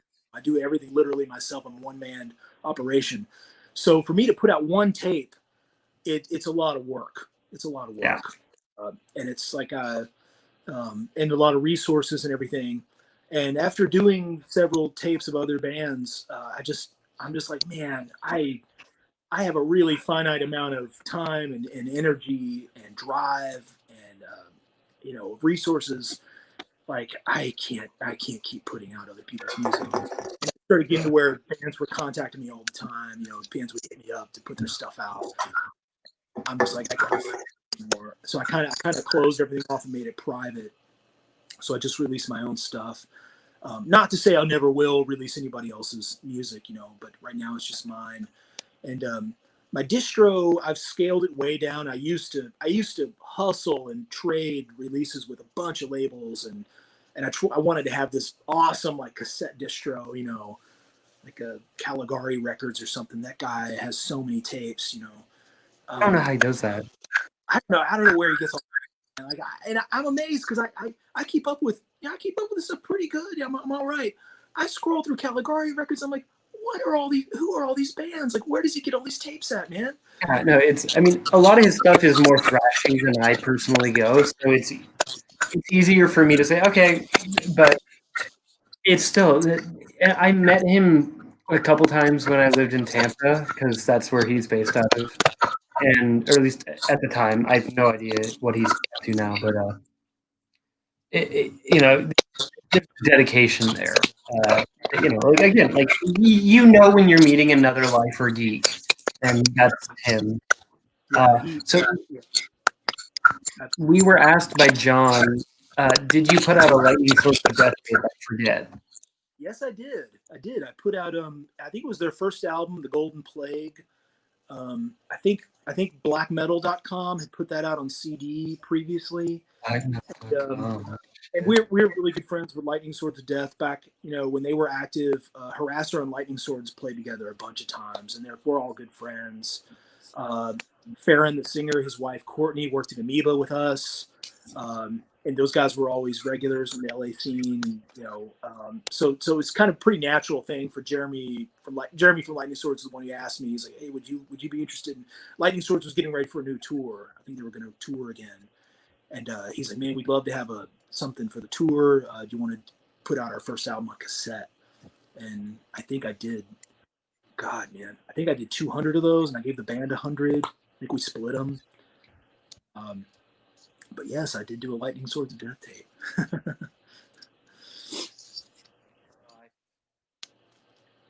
You don't forget about a band, but I haven't thought about that in a while. So that's Well, Farron has a new band called Death Crux okay. out there, and they're kind of like this post-punk, really dark wave post-punk band.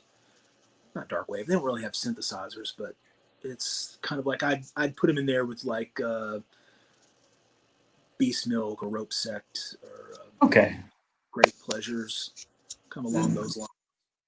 The kind of new crew of death rocky metal dudes doing post punk shit. Kind of like metal guys doing death rock, post punk type stuff. Yeah, but they're really cool. And our other friend Adam Murray, those guys we're friends with those guys too. Well, and then I'm sorry. I saw some comment pop up there for a second. Yeah, it's from Roger, who is the current or the only ever drummer in the band I'm in now, and one of my best friends saying "Heyo." So, nice person saying hi. And as far as you know, so you've gone back with Rising Beast to doing your own stuff, but you've also expanded it in terms of you're doing shirts and stuff now. What, you know, I mean, you returned home to Louisville 2 years ago. Has it been now? Yeah, about a year and a half. Year and a half. Okay. No. I mean, the last 6 months have been about 5 years, so it's hard to tell anymore. Yeah. What? I mean, because I know that, you know, you have talked as friends about that. How has that impacted your trajectory as a label and as an artist moving back home to Kentucky? Well, I really, I took a good break there. You know, I kind of closed my web store, and I didn't make any music. I think I went a year. I didn't touch my guitar. I didn't make any music at all, and I was really preoccupied with the move and relocating and everything. And it was a pretty big process. I've been in LA for 17 years, so just like getting all my stuff together and moving, it was like epic. And I took my time. I just waited till I got back here, and it was my friend Dave Pollard, who I talked about. He's a Moonknight cover artist. Every year he throws this metal and art show called Metal Up Your Eye, and like bands play, and they have an art show, and people hang their art up and stuff. And he asked Vorpal Sword to play, so that kind of prompted me to start practicing and getting my shit together. I started practicing here. I mean, we moved into my mom's house. We live in the basement, and I would start practicing in the garage. But it just sort of started to happen organically. I mean, it kind of felt like, you know, once we got I kind of got reestablished here and got settled in, and all our stuff was here, and we, you know, some time passed, and I started feeling a little more comfortable. And like, it took me a little time to get, you know, it was back in my old apartment in LA. I had the second bedroom was all mine. That was kind of my Rising Beast headquarters and studio and shipping and receiving and my warehouse and everything. It was in the second bedroom. And it was a whole new process getting, you know, once I came out here to Kentucky, figuring out how I could make music again, where in the house can I go, you know, like, so I got an electronic drum set, electronic drum kit. Oh, cool. And and I started, you know, playing live drums again on the electronic drum kit. And it's like, I can like record the guitars in one room, do the drums in another room, and do the vocals in another room. But I kind of like figured it all out finally. And then I did Discernment. That was kind of the first new music I'd made since I moved back. And I also thought it would be appropriate to rename my home recording studio, which I've always called House of Horus before. So the new name is Hidden Fortress. And that's because we live in a house that's kind of out in the country, outside the city, and I felt like we were kind of living in we were kind of hidden Plus Yeah. it's a Akira Kurosawa samurai movie that's one of my all-time favorites. Inspiration for Star Wars and all that. I call it Hidden Fortress, and that's my new like home studio. And I don't know, it just took me a little time, but like I said, once I got my first guitar at 15 years old. I started writing songs and recording myself, and I just like never stopped. I'm still doing it. It's what I'm doing now is just a continuation of what I started doing when I was like 15 years old. And I've learned to become my own engineer, and I've been doing it for so long now that I have like a shorthand with myself. It's like I can make music very quickly. If I've got a good riff, the rest is easy. I can it comes together very fast. So I'm kind of like, it's kind of tough sometimes because I make, it's like, here's this like production timeline where, I make the music, then I release the music, and then I like promote the music. Well, I make more music than I'm able to release, and I release more music than I'm able to promote. So every step of there's a couple guys down the assembly line that are holding up the process. So I've like a lot more music, but it's like I can only put out so much, and then of what I put out, I can only do so much like promotion. So Yeah. It sounds like a good problem to have in a way, though. but the funnest part is making the music, to me. Right. That's just like, I don't know. That's what I enjoy the most. Well, the rest of it's work. Yeah, the rest of it's like work. Promotion, like I've gotten better. Social media, it's taken me a while to get, I don't know, comfortable with it. And I quit Facebook like 2 years ago, and I've never looked back. But now I feel more comfortable with social media now, and it's more. I find it's working more for me. And I struggled with it in the past, and promotion was my weak spot. Just like I just can't do this. I thought about hiring a publicist before, whatever. But now I feel a lot more comfortable with it. And being able to promote my music and stuff. It's one thing that helps me to remind myself, like, the people that choose to follow me because they want to see my stuff. They want to. That's why they're there. So give them something to look at. Give them. I should try to post more often. I think these days you have to post at a really really obnoxious level, like 20 times a day or something, before you would start getting on someone's. And I think a lot of the stuff you post, people with the algorithm, people don't see it anyway. So you might as well. Yeah.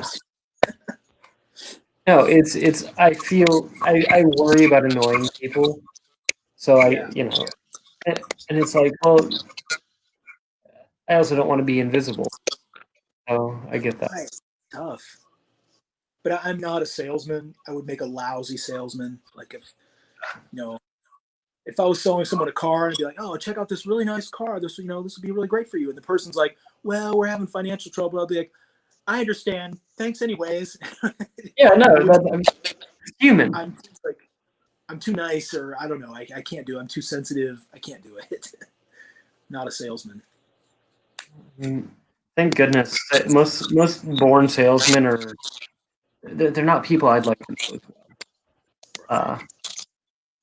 And I just in general, I have to ask because you moved back to Louisville a year and a half ago.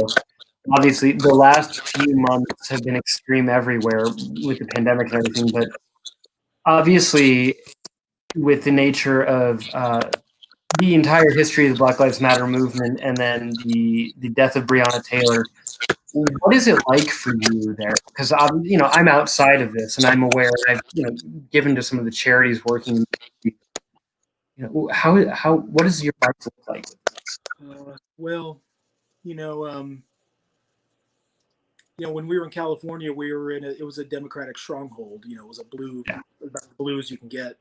California has its pockets of red, but it's most, blue. And coming back to Kentucky, that was something we had to kind of like at least be aware of. We're moving into a red state. Yeah. Now, Louisville itself is pretty progressive, you know. It's Right. the city is pretty blue, you know. But it's a shame on the justice system and the police force for not doing more of these guys. I think the guy who fired the shots got fired from his job. Right. But it's not enough. It's not enough. Shame on them. I mean, obviously, public sentiment is behind this. You know, and this is what people want. And it's just like all we're asking for is justice. You know, that's what this girl deserves. You know, these three guys are still out there walking free. I don't know what they're. I haven't kept up exactly with. I think they're claiming that they're still doing some investigation or something like that. But you know, and it's also just what the whole thing represents and what it means, the significance of it, the meaning of it, and there's a principle there, and you know, they got to do the right thing, man. You know. Yeah. So I mean, this is my hometown, and there's a lot of stuff going on. My girlfriend's works downtown, and there's been a day or two where they've kept her home from work. They told her not to come in because of the activity that was going on downtown. But it's like the struggle continues, you know. And I mean, this problem, you know, incidents like this bring it to light. But it's like it's always been there under the surface, you know. It gets the spotlight shown on it every once in a while, which is good, you know. But this is it's a problem we've had for a long time, you know. It's ongoing. And you know, I stand with the protesters. I stand with the Black Lives Matter. And we just, you know, there's just a principle there. You just got to do the right thing, man. You know, justice. Breonna Taylor deserves justice. Yeah. No, and I mean, thank you for that.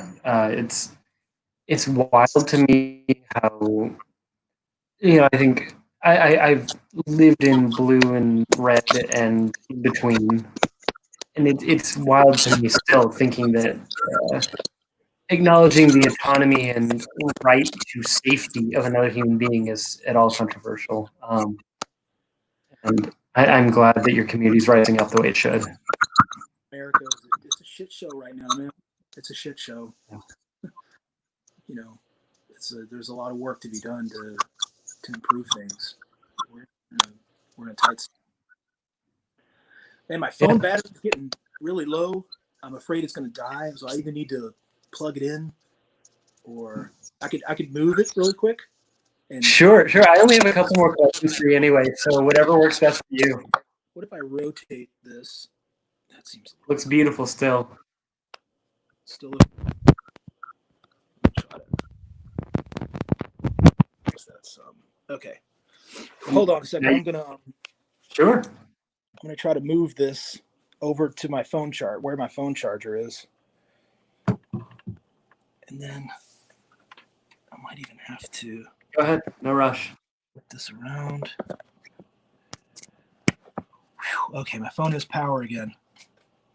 All right. Cool. Move over around the room here. Okay. All right, we're back in action. Perfect. No, thanks for hanging tight with me. I know this has been a long one, but you know, I mean, there's so much. I love talking to you, Ben. This is great. Yeah, I'm enjoying it too. And it's like, you know, because I was thinking, like, it's been almost 4 years since I saw you last at Eternal Warfare, so it's like it's good to catch up. Oh, it's great to catch up, man. You know, I think, you know, the first time where I met you, all of you guys, face to face was when Harassor came to play Portland, Oregon. That's you right. Hopped on a Halloween show, and every other band was like a cover band. Yeah. You know, members of all these local bands doing. There was like a Celtic Frost tribute, Nat Gates tribute. Like it was, you know, cool dudes covering cool bands. Yeah, the Slayer tribute. You know, and then there's Harassor, and you know, and Pete's covered in blood as he does. Yeah.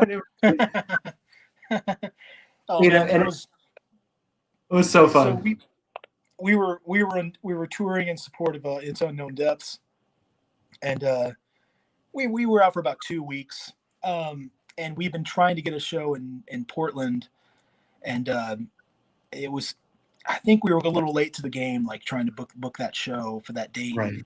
But and it was Halloween, so I don't remember exactly how it came to be, but they let us squeeze in there as the opener at this Halloween show, and I forgot the name of that venue in Portland. I think it closed later or something. But Slabtown. Slabtown. Okay, yeah. Slabtown. It shut down about a year later. Yeah, but I remember, like, I'm on stage and just like, and we were the first band, but there were already a lot of people there, and everyone was dressed in costumes. It was like crazy costumes. And I remember looking out, and there's a pit, like crowds, like everyone's dancing and getting into it. And there's like a guy dressed like Spider-Man, and a guy like a Freddie Mercury, and a guy dressed like a jellyfish. And they're all like dancing in the pit. It was like so crazy and so much fun. Like, I don't know. I always loved Portland. Every time I went to Portland, I almost moved to Portland when I was going to move to LA. I almost wound up in Portland. I was scoping out Portland really hard. This was like 2000, 2001. I spent quite a bit of time there. I was starting to look at apartments and jobs and everything.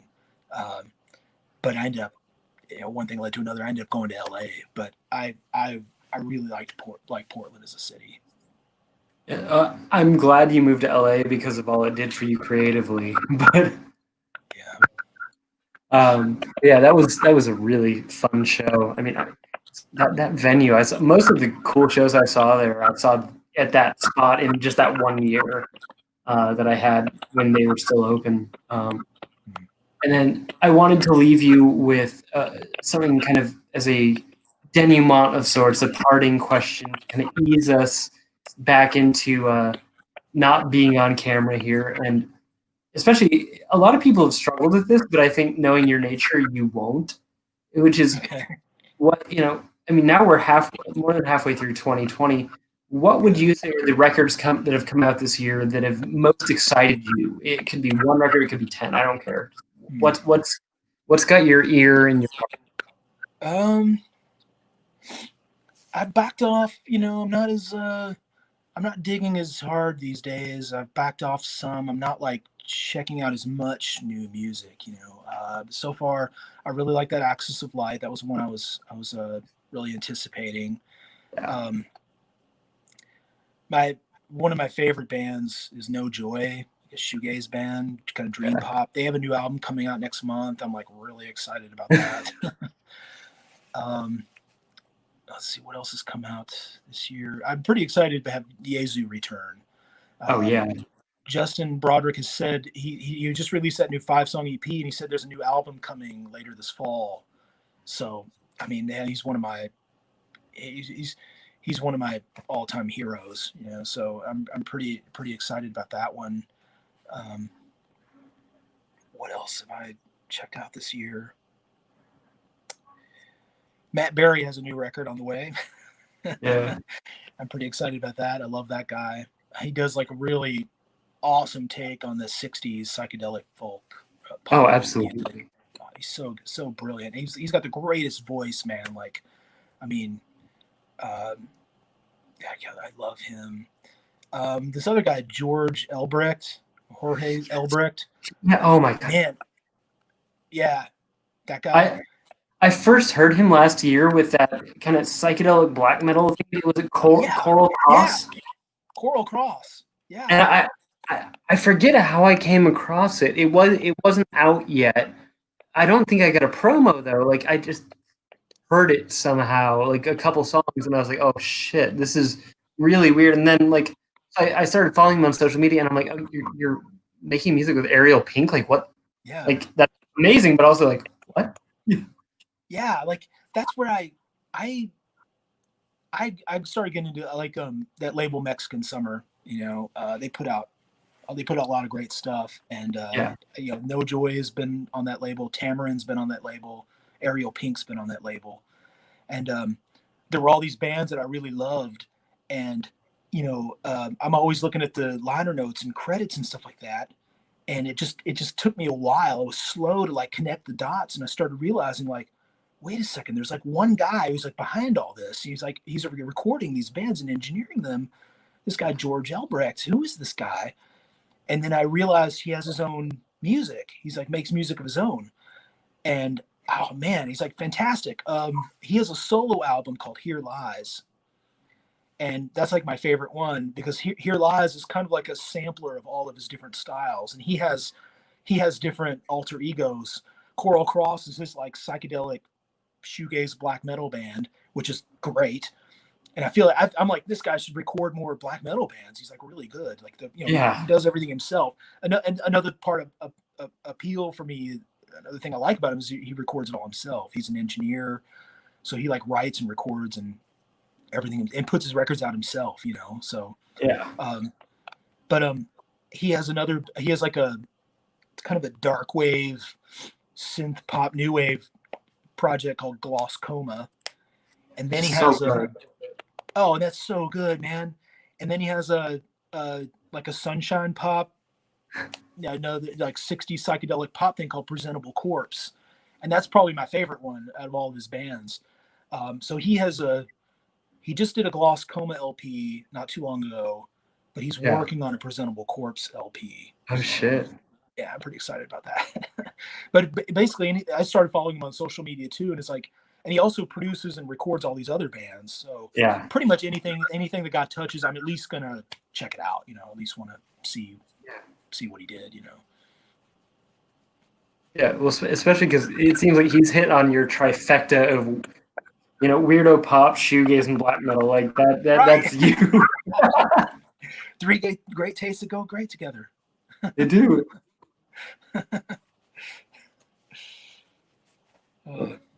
And I mean, those are all wonderful. Do you have anything that you'd like to say as a parting remark? Does anybody watching have any questions? Oh yeah. No. Well, I don't know. What can I say? Like, thanks to everybody who's listened to my music and bought a tape or downloaded from Bandcamp, and even more recently bought a shirt. That's really what keeps me going. If it hadn't been for getting positive responses from people and the feedback I get from the people that listen to my music, it kind of helps keep me alive. It keeps me going. It's kind of what motivates me. It keeps me excited, is getting to share the music with other people. So as long as people are listening, I'll keep making music.